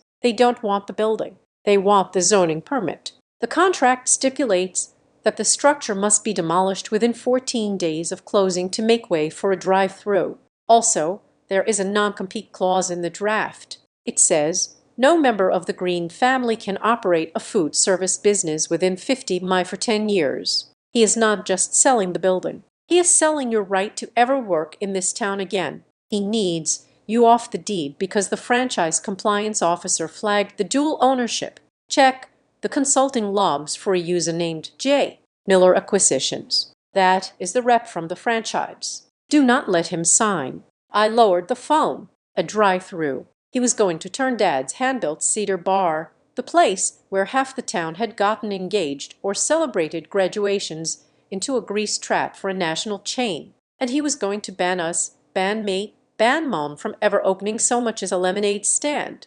He wanted to erase us. I looked back through the window. Ethan was kneeling by Mom now, holding her hand, probably spinning more lies, probably telling her he found a nice family to take over the place. The hesitation evaporated. The guilt vanished. I pulled up the contact from Marcus Thorne, the attorney. "Do it," I whispered to myself. I dialed his number. He answered on the first ring, even though it was a Sunday. "Marcus," I said, "it is Camilla. How did the meeting go?" He asked. "File the injunction." I said, "File it first thing tomorrow morning. And Marcus, I need you to prepare a second packet." "What kind of packet?" "A formal complaint for the district attorney's economic crimes division." I said, "I am sending you a digital file with evidence of embezzlement, forgery, and conspiracy to commit fraud." "Camilla," Marcus said, his voice grave, "once we ring that bell, you cannot unring it. This becomes a criminal investigation. Your brother could go to jail." I looked through the glass one last time. I saw Lydia come back into the room. She nodded at Ethan. Ethan looked relieved. They were planning their next move. They were probably thinking they could still outmaneuver me. Maybe fake another document. Maybe bully Mom into signing a power of attorney. They had no idea that I wasn't playing their game anymore. "I know," I said to Marcus, "but He made his choice when he signed my name. Now I am making mine." "Okay," Marcus said. "I will have the courier at the courthouse at 8:00. Thank you." I hung up the phone. I didn't go back inside immediately. I stood on the porch and listened to the wind in the trees. The internal resolution was dead. The time for keeping the peace was over. I wasn't just the sister anymore. I was the plaintiff. And tomorrow, Ethan was going to learn the difference between a family spat and a federal offense. Monday morning did not begin with a bang. It began with the quiet, rhythmic thud of a date stamp hitting a piece of paper at the county clerk's office. At 8:00 sharp, my attorney Marcus Thorne filed an emergency motion for a temporary restraining order and a list pendants against the property of Harbor and Hearth. In legal terms, a list pendants is a suit pending notice. In practical terms, it is a giant red flag planted in the front lawn of a piece of real estate that screams to any potential buyer, "Do not touch this. If you buy this, you are buying a lawsuit." By 9:00, the deal with Burger Barn Holdings was effectively dead in the water. No corporate legal team in their right mind would authorize a purchase of a property with a clouded title and an active fraud investigation attached to it. By 10:00, we were sitting in a conference room at Marcus's office. It was neutral ground, smelling of lemon polish and old leather. On one side of the mahogany table sat me, Marcus, and Daner. On the other side sat Ethan and his lawyer, a man named Samuel Gantry, who wore a suit that was slightly too shiny and a smile that didn't reach his eyes. Ethan looked terrible. His eyes were bloodshot, and he kept picking at a loose thread on his cuff, refusing to look at me. "This is an aggressive move, MS. Green," Gantry started, opening his briefcase. "Filing an injunction against your own brother, blocking a sale that would have saved the family from financial ruin.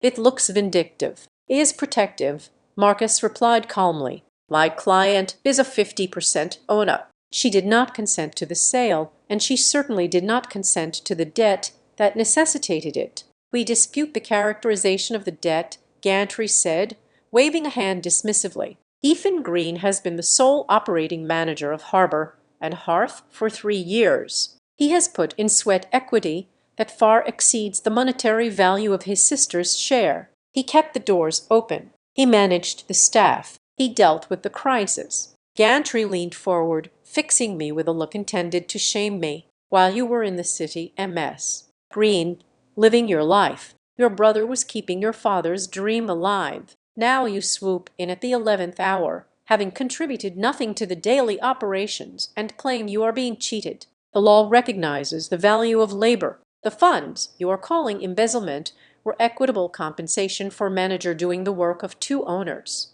It was a good narrative. It was designed to make me look like the greedy absentee heir coming home to cash out.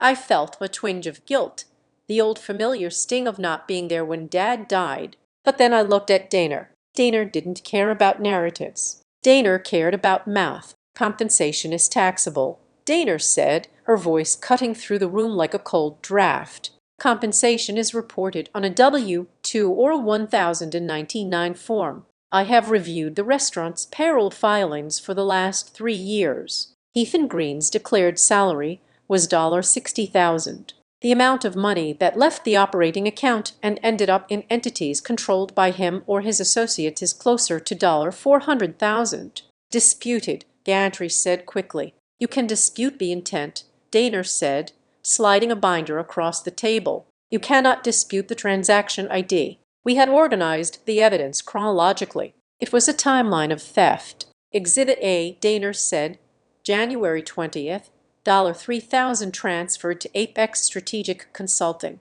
The LLC was formed 6 days prior. The registered agent is a mailbox. Exhibit B, she continued, flipping the page. March 15th, payment of $4,500 to Apex that same day. A transfer of $2,000 goes from Apex to Carter Vance, who I might add is not a consultant, but a college friend of Mr. Green with a background in sports marketing, not restaurant management. Ethan flinched at the mention of Carter's name. And finally, Daner said, landing on the page that made Gantry pause. Exhibit C, the flow of funds to LG Design Studio. She pointed to a graph. Lydia Green received $45,000 in 11 months for marketing services. We pulled the tax returns for her studio for the previous 5 years. Her average annual revenue was $800. Unless she suddenly landed a contract with a Fortune 500 company. This is a fraudulent conveyance of assets. Gantry picked up the paper. He frowned. He hadn't seen this part. Ethan hadn't told him about Lydia. Clients always lie to their lawyers and it always bites them in the end. MS. Green, Gantry said, shifting his strategy. My client admits that the bookkeeping was informal. He was under immense stress. Perhaps he overpaid for certain services, but that is a civil matter. It is a dispute over the valuation of services. It is not grounds for holding the property hostage. It is not informal bookkeeping. I spoke up for the first time. It is theft. Gantry looked at me. MS. Green, let's be realistic. You want to save the restaurant. Fine. But you cannot run it. You are not here. Ethan is if you destroy him. You destroy the business. Surely we can come to an agreement where he retains management and we structure a repayment plan for any overages. He forged my signature. I said. Allegedly, Gantry said no. Daner corrected him. Forensically, she pulled out the audit logs. This was the moment where the he said, she said ended and the binary code began. We superied the metadata from the DocuSign platform used to secure the $300,000 loan. Daner said the loan, that is currently in default risk. She pointed to a line of code highlighted in yellow. The signature for Camilla Green was executed on May 12th at 2:15 in the afternoon. Daner said, at that exact moment, Camilla was physically located in a board meeting in Seattle. We have sworn affidavit from 3 witnesses and her flight records. Someone could have signed it for her with her permission, Gantry argued weakly. The audit log shows the device used to sign. Daner said relentlessly. It was an iPad Pro. The device ID matches the serial number of the iPad registered to the Harbor and Hearth inventory system. The IP address is the restaurant's secure Wi-Fi. Furthermore, Daner added, delivering the blow we had found late last night. The account used to access the document wasn't Camilla's. The user logged in as admin, and the recovery email for that admin account, it was changed 2 days prior to the signing. She turned the page. It was changed to Ethan G. private Gmail. The room went silent. The hum of the air conditioning seemed to get louder. Gantry looked at the paper. Then he looked at Ethan. He closed his folder. I need a moment with my client. Gantry said. They left the room. I let out a breath I didn't know I was holding. My hands were shaking under the table. It wasn't triumph I felt. It was Norser. This was my brother. We were meticulously dismantling his life piece by piece, document by document. You are doing fine, Marcus whispered to me. Stay strong. They are going to come back with an offer. 10 minutes later, the door opened. Ethan walked him alone. He looked smaller. Somehow, the arrogance was gone, replaced by a desperate, frantic energy. Can we talk? He asked. Just us family.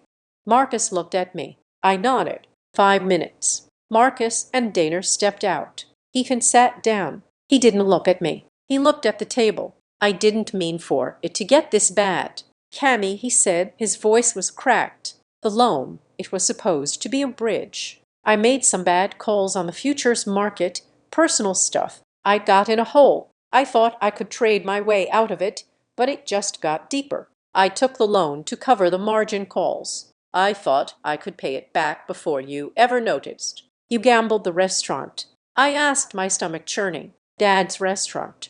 I was going to fix it. Ethan insisted, his eyes pleading. The sale to Burger Barn.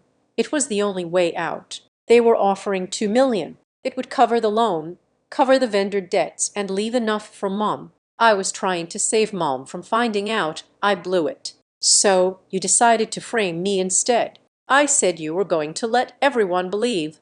I forced the sale. You were going to let me be the villain. I was desperate. He said, look, Cammy, I can't go to jail. Lydia, she didn't know everything. She just did what I told her. Don't punish her. He leaned across the table. Here's the deal, he said, lowering his voice. I will sign over 60% of the equity to you. I will step down as manager. I will just be a silent partner. You drop the lawsuit. You drop the investigation. We tell Mom it was a clerical error, a misunderstanding. We refinance the loan together. You want me to help you pay back the money you stole? I asked. I want you to help me stay out of prison. Ethan hissed. I am your brother. Doesn't that mean anything? I looked at him. I remembered the day Dad died. I remembered Ethan holding my hand at the funeral. I remembered thinking we were in this together. But then I looked at the file on the table. The forgery, the lies to Mom, the fake company. Contribution doesn't create a right to steal, Ethan, I said softly. And being family doesn't give you immunity for destroying what Dad built. I am offering you peace. He said silence. Nobody has to know. Silence is expensive, I said. Dad paid for this place with his life. He worked every day until his heart gave out. You want me to pay for your crimes with my silence. That is too high a price. But, Ethan sneered, pulling back. You are going to send me to jail. You think Mom will ever forgive you for that? I am not sending you to jail, I said, standing up. The evidence is you built this cage, Ethan. I just turned on the light. I opened the door. Marcus and Dana walked back in. No deal, I said to Marcus. Proceed with the discovery phase. Ethan stood up. He looked at me with pure venom. You will regret this. You think you are so smart with your charts and your logs, but you don't know everything. I know enough, I said. Ethan stormed out, gantry trailing behind him, looking like a man who knew his billable hours were about to dry up. But now, Dana asked, packing up her files. Now, Marcus said, the court compels them to hand over the rest of the data. That was just the preliminary hearing. Now we get access to everything. Emails, texts, the full server backup. He is going to try to delete it. I said he knows the admin login is the smoking gun. Let him try.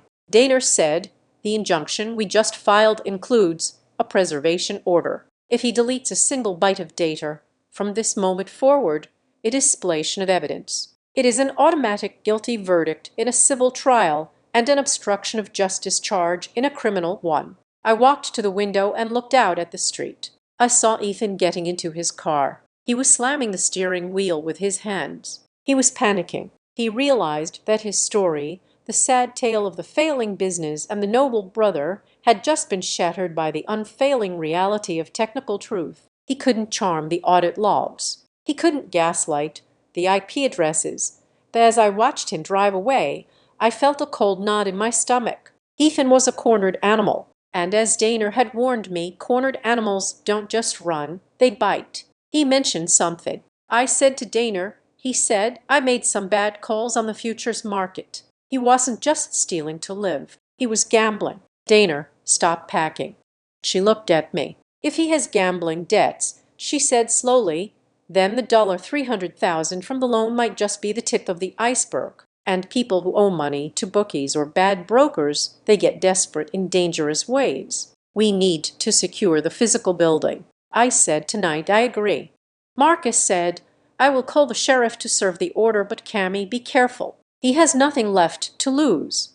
I nodded. The legal battle was winning, but the war was far from over. I had stripped him of his mask, but I had also stripped him of his exit strategy. Now I had to see what lay beneath the desperation. I picked up the red folder, the one with the forgery. Let's finish it, I said. The week after the court injunction was granted, the atmosphere at Harbor and Hearth shifted from a funeral wake to something resembling a field hospital. It was chaotic, loud, and urgent. But for the first time in a year, the patient wasn't terminal. I took a leave of absence from Bryanston Meridian. I traded my tailored blazers for comfortable mitts and moved my office from the high-rise in the city to the back room that still smelled faintly of my father's pipe tobacco. My first act as the court-appointed temporary operator was to fire Apex Strategic Consulting. My second act was to hire Julian Thorne.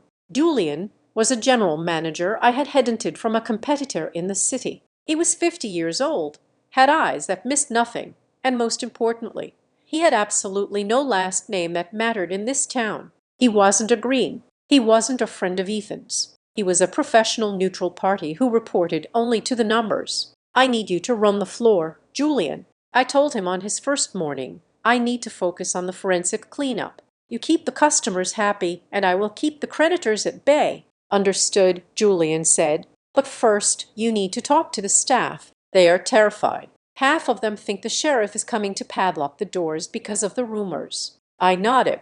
I called a mandatory all-hands meeting an hour before service started. The kitchen crew and the wait staff gathered in the dining room. They looked tired. They looked skeptical. I saw Mike, the floor manager who had tipped me off, standing in the back with his arms crossed. I saw the sous chef, Leo, looking at his shoes. These people had been lied to for months. They had been told their jobs were hanging by a thread while my brother bought new cars and his wife renovated her studio. I am going to keep this short, I said, standing by the host station. My name is Camilla. I know I have been a ghost for the last 8 years. I know most of you only know me as the sister who left. I am sorry for that. I thought the restaurant was in good hands, and I was wrong. The room was silent. Here is the new reality, I continued. Nobody is losing their job today. Nobody is losing their job next month. The restaurant is not closing.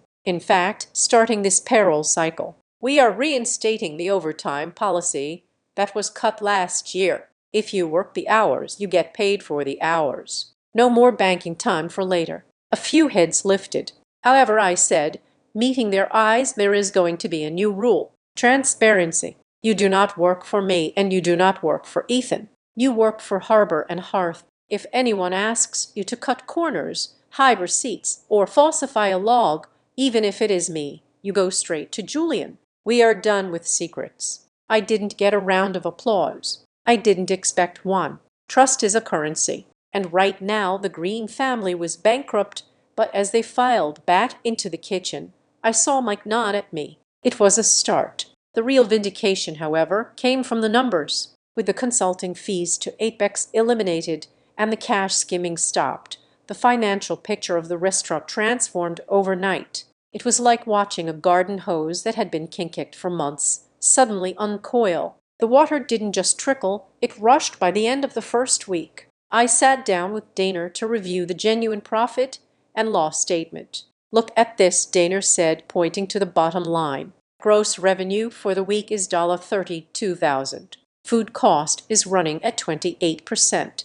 Labor is high because of the overtime, but manageable. Camiller, this place is printing money. He was stealing nearly $10,000 a week, I whispered, staring at the surplus. And he was still paying the bills, Daner noted.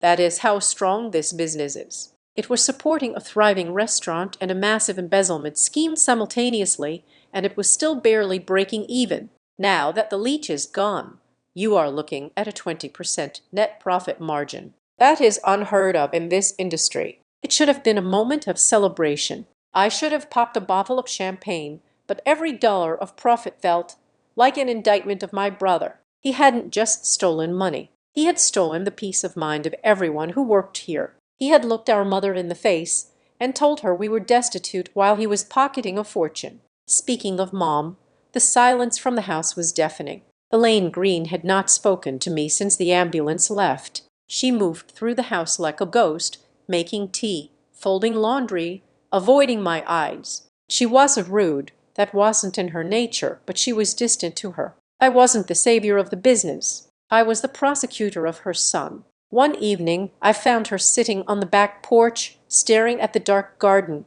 Mom, I said gently, sitting on the swing opposite her. The restaurant had a record week. We are going to be able to pay the mortgage this month without touching the reserves. Mom didn't look at me. She smoothed her skirt. Ethan called today. My stomach tightened. Oh, he sounds terrible. Camillard, she said, her voice trembling. He is staying at a motel. He says you locked him out of the accounts. He says he can't even buy groceries. He has money.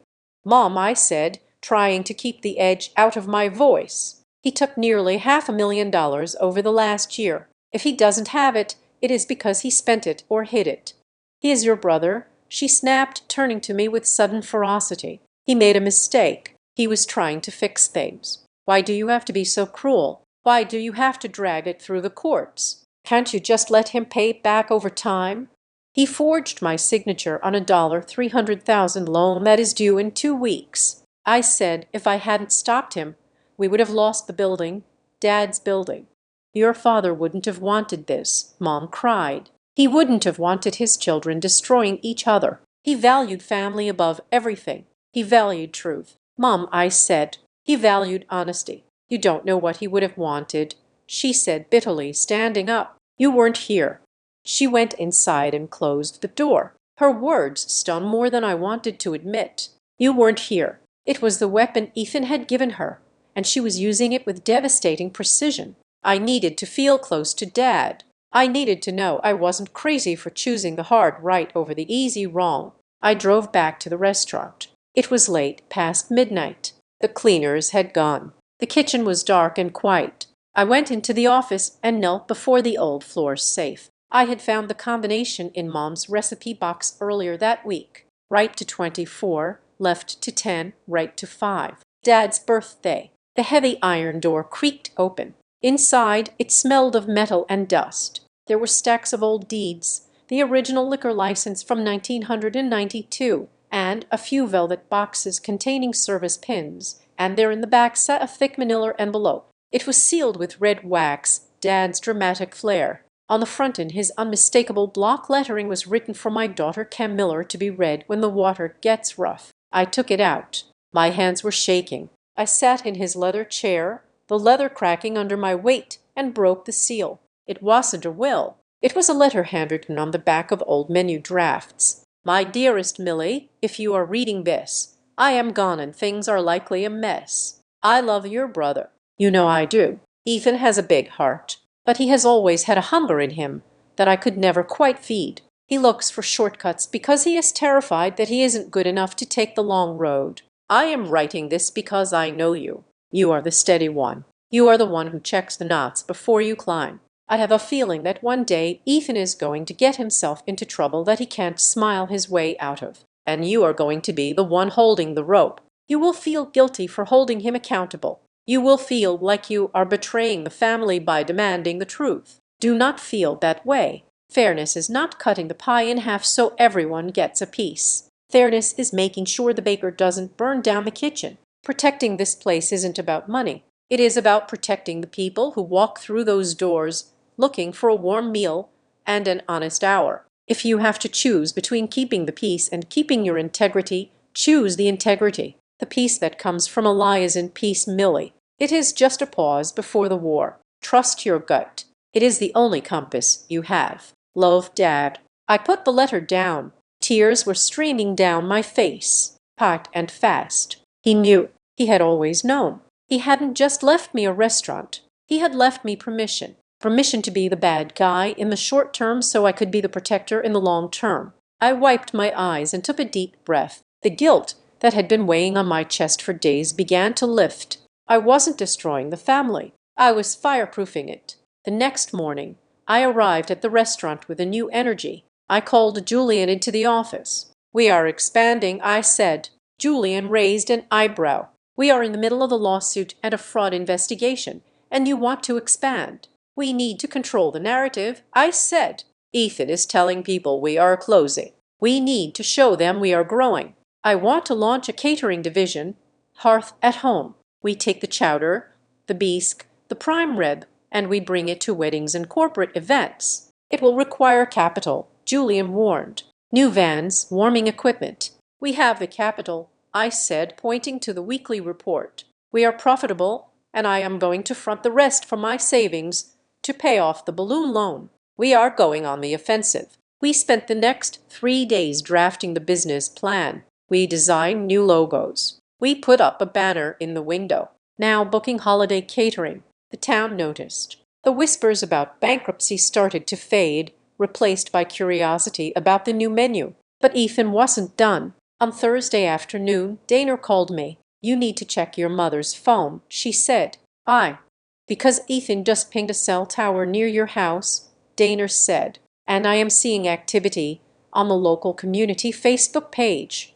I opened my laptop and went to the Town Voices group. There at the top of the feed was a post from an anonymous user, but the syntax was pure Ethan. Sad to hear that the new management at Harbor and Hearth is planning to fire the longtime kitchen staff and replace them with cheaper labor from the city. Support local. Don't let corporate greed ruin our town's favorite spot. The comments were already piling up. People were angry. They were confused. He is poisoning the well, I said to Daner. He knows he can't win the legal battle, so he is trying to destroy the customer base. It is a scorched earth policy. Daner agreed. If he can't have it, nobody can. And he is messaging your mother. I can see the metadata logs. He sent her 4 texts in the last hour. I drove home. I found Mom in the kitchen clutching her phone. He wants to meet, she said, looking up at me. Her eyes were red. He says he wants to explain everything. He says you are misunderstanding the loan. He says he wants a family meeting tonight at the house. He is lying, Mom, I said tiredly. He is trying to manipulate you again. He is my son. She cried. And he says you are planning to fire everyone. Is that true, Camilla? Are you turning the restaurant into one of those soulless corporate chains? No, I exclaimed. I just gave everyone a raise. I'm launching a catering business. Then tell him that. Mom pleaded. Meet him. Talk to him. Please, for me. I looked at her desperate face. I realized that as long as Ethan had access to her, he had a weapon. He would keep twisting the knife until she broke. Okay, I said. I will meet him, but not tonight. Tell him to come tomorrow morning. I need time to prepare. Mom nodded, relieved. Thank you. Thank you, honey. She went upstairs to call him. I stayed in the kitchen. I felt a cold resolve settling over me. Ethan wasn't coming to talk. He was coming to gaslight. He was coming to play on Mom's fears one last time. I remembered the safe. I remembered there was something else in there. When I had found Dad's letter, I had noticed a second, smaller envelope tucked underneath the velvet pin boxes. I hadn't opened it then because the writing on the front was strange. I drove back to the restaurant one last time. I opened the safe. I pulled out the second envelope. On the front, in Dad's handwriting, were 7 words. Only open when they start lying about you. I held the envelope in my hand. It was thin. It felt like it contained a single sheet of paper. Ethan had started the lies. He was attacking my reputation. He was turning the town against me. He was terrorizing Mom with falsehoods about my intentions. I took a letter opener from the desk. I sliced the top of the envelope. I pulled out the paper. It wasn't a letter. It was a legal document, a copy of a document notarized and dated 5 years ago. I read the header. First Codal to the Revocable Living Trust of Frank Green. I read the first paragraph. My eyes widened. I read the second paragraph. My breath hitched in my throat. I sat back in the chair staring at the paper. Dad hadn't just left me advice. He had left me a trapdoor. He had anticipated the exact nature of Ethan's greed, and he had written a fail-safe into the very DNA of the inheritance. Oh, Ethan, I whispered to the empty room. You really should have read the fine print. I folded the document and put it in my pocket. Tomorrow wasn't going to be a negotiation. It wasn't going to be a family therapy session. It was going to be an execution. The conference room at Marcus Thorne's law office felt smaller than it had on Monday. The air was heavy, recycled, and thick with the unspoken knowledge that this was the end of the line. Ethan sat across from me, looking less like a defeated man and more like a gambler who thought he had one last ace up his sleeve. He had brought Mom again. She looked exhausted, her eyes red-rimmed, clutching her purse as if it contained the last of her nerves. Beside Ethan sat Samuel Gantry, his lawyer, who was arranging his papers with the slow, deliberate movements of a man charging by the minute. We have reviewed the discovery request, Gantry began, his voice smooth, and while my client admits to some procedural errors regarding the loan, we believe a settlement is in the best interest of all parties. A prolonged trial will only bankrupt the estate and tarnish the family name. Ethan leaned forward. He didn't look at me. He looked at Mom. I am willing to step down as manager, Ethan said, his voice trembling with practiced humility. I will hand over operations to Camilla, but I want to retain my 50% ownership stake, and I want to guarantee that no criminal charges will be filed. I did what I did to save the business. The town knows that. If you prosecute me, Cammy, you are prosecuting the guy who kept the lights on. It was a bold play. He was banking on the rumors he had started the lies about me firing staff and bringing in corporate chains to pressure me into a peaceful resolution. He thought I would be too afraid of public opinion to destroy him completely. Is that the offer? I asked quietly. It is a fair offer, Gantry said. Ethan keeps his equity. You take control. The family stays intact. I looked at Mom. She was watching me, her eyes pleading. Just say yes, her expression said. Just end it. I reached into my bag. I didn't pull out a lawsuit. I didn't pull out a forensic audit. I pulled out the thin weathered envelope I had taken from the safe the night before. I am afraid that offer is impossible, I said, not because I won't agree to it, but because you do not have the legal standing to make it. Ethan frowned. What are you talking about? I am the beneficiary of the trust. Not anymore, I said. I slid the single sheet of paper across the polished mahogany table. It made a dry, rasping sound. What is this? Gantry asked. Picking it up, he adjusted his glasses. It is a notarized quartal to Dad's living trust, I said, dated 5 years ago. Dad wrote it shortly after he was diagnosed. He never showed it to us. He left it in the safe with a specific instruction only open when they start lying about you. I looked at Ethan. You started lying about me on Thursday, Ethan. So I opened it. Gantry read the document. His eyes widened. He stopped midway down the page, his mouth opening slightly. He looked at Ethan, then back at the paper. He slowly placed it back on the table, pushing it away from him as if it were radioactive. What does it say? Ethan demanded, reaching for it. Read paragraph 4, I said. Ethan snatched the paper. You read it. I watched his eyes scan the lines. I saw the moment the words hit him. His face drained of color, turning a sickly ash gray. His hands began to shake, rattling the paper. This can't be real, he whispered. It is very real, Marcus Thorne said from beside me. I notarized it myself. Frank was very specific about the language. Read it. Ethan, I said. Read it out loud so Mom can hear. Ethan couldn't speak. He just shook his head. I will read it, Daner said, taking the paper from his trembling fingers. Her voice was steady and clear. In the event that any acting trustee or beneficiary is found to have knowingly falsified financial records, misappropriated funds for personal gain, or encumbered the assets of the trust without unanimous consent, said individual shall immediately and irrevocably forfeit their entire beneficial interest in the Harbor and Hearth estate. Daner paused, letting the weight of the legal settle in the room. Such interest shall revert to the remaining beneficiaries. This clause is self-executing and requires only proof of malfeasance to be triggered. My legacy is built on integrity, and it shall not be owned by anyone who cannot uphold that standard. The silence that followed was absolute. It means, I said, looking directly at my brother, that we don't need to negotiate your 50%. Ethan, you don't have 50%. You lost it the moment you forged my signature on that loan. According to Dad's rules, you own 0% of the restaurant. You are not an owner. You are just a debtor. He knew. Ethan whispered. He looked up, his eyes wide with horror. He knew I would do it. He knew you liked shortcuts, I said softly. He knew you had a hunger in you that made you dangerous. He didn't write that to punish you, Ethan. He wrote it to stop you. He knew that if you ever crossed the line, you wouldn't stop until you burned the whole place down. This was the emergency brake. No, Ethan stammered, standing up. No, you can't do this, Mom. He's stealing my inheritance. Mom was staring at the table. She reached out and took the paper. She touched Dad's signature at the bottom. Frank, she whispered. She looked up at Ethan for the first time. The blinders of motherly love seemed to fall away, replaced by the clarity of her husband's judgment. Frank Green was a fair man.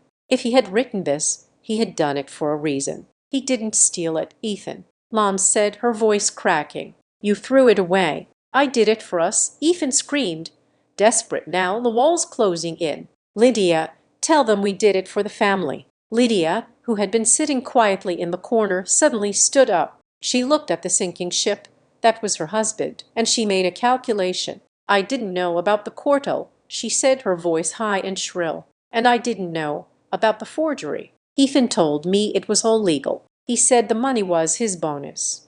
Lydia. Ethan stared at her, betrayed. And Carter, Lydia continued, backing toward the door. It was Carter's idea. Carter set up the LOC. He said it was a tax loophole. I just designed the cards. I am a victim here. Sit down, Mrs. Green, Daner said coldly. We have the emails between you and Carter Vance discussing the structuring of the payments to avoid IRS flags. You are not a victim. You are a co-conspirator. And as for Mr. Vance, Daner checked her phone. The district attorney's office picked up Carter Vance at the airport an hour ago. He was trying to board a flight to Cancun. He is currently trading information on your husband in exchange for a plea deal. Ethan slumped back into his chair. He looked at Gantry. Do something, Ethan pleaded. Gantry closed his briefcase. Mr. Green, the cortisol is ironclad, and with the criminal investigation into Mr. Vance active, my advice to you is no longer about saving your equity. It is about saving your freedom. The fight went out of Ethan. He put his head in his hands and began to sob. It wasn't the dignified weeping of a martyr. It was the ugly, jagged crying of a child who has finally been told no. The agreement we signed an hour later was not a negotiation. It was a surrender. Ethan formally acknowledged the activation of the forfeit clause. He agreed to a court-ordered repayment plan for the $300,000 loan, which would be garnished from his future wages at whatever job he could find that didn't involve handling money. He was permanently barred from the premises of Harbor and Hearth. In exchange, I agreed not to press for maximum prison time, allowing the district attorney to offer him probation and community service, provided he paid back every cent. It was the mercy Dad would have wanted consequences, but not total destruction. When we left the office, the sun was setting. Mom walked beside me to the car. She looked older, frailer, but also lighter, as if a heavy burden of pretense had been lifted from her shoulders. He really knew, Mom said softly. Your father, he knew everything before it happened. He knew people. I said, he knew that money changes them, and he knew that sometimes to save a family you have to break the illusion of it. I am sorry, Camilla, she said, stopping on the sidewalk. She took my hand.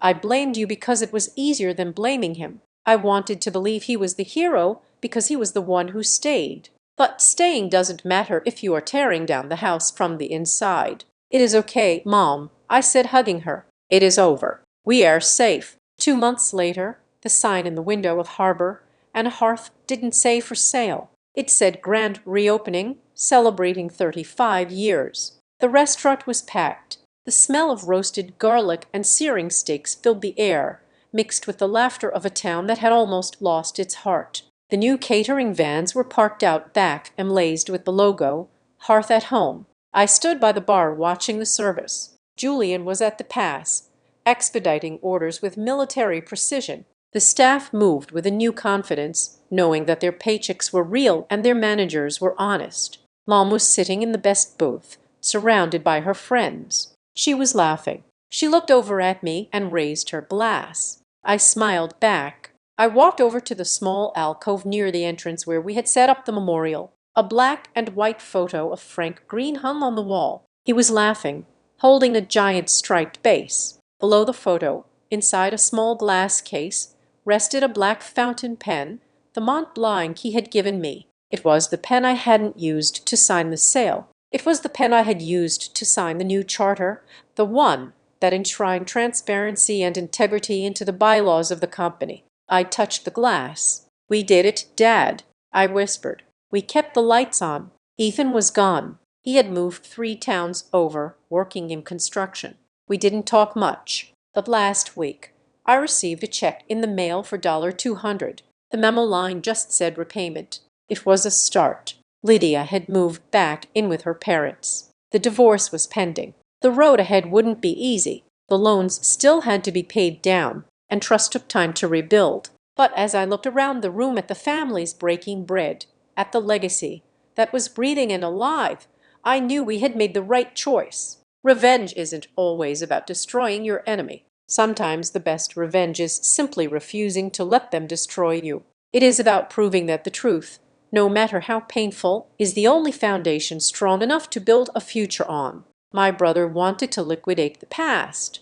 I chose to invest in the truth, and looking at the full dining room, I knew that was one investment that would pay dividends forever. Thank you so much for listening to this story of betrayal, justice, and the power of a father's foresight. I would love to know where you are tuning in from. Are you listening while driving, cooking dinner, or maybe relaxing before bed? Please let me know in the comments below. I love reading your stories. If you enjoyed seeing justice served, please make sure to subscribe to Azad Revenge Stories. Hit that like button and smash the hype button to help this story reach even more people who need a reminder that the truth always wins. See you in the next video. Thanks to everyone.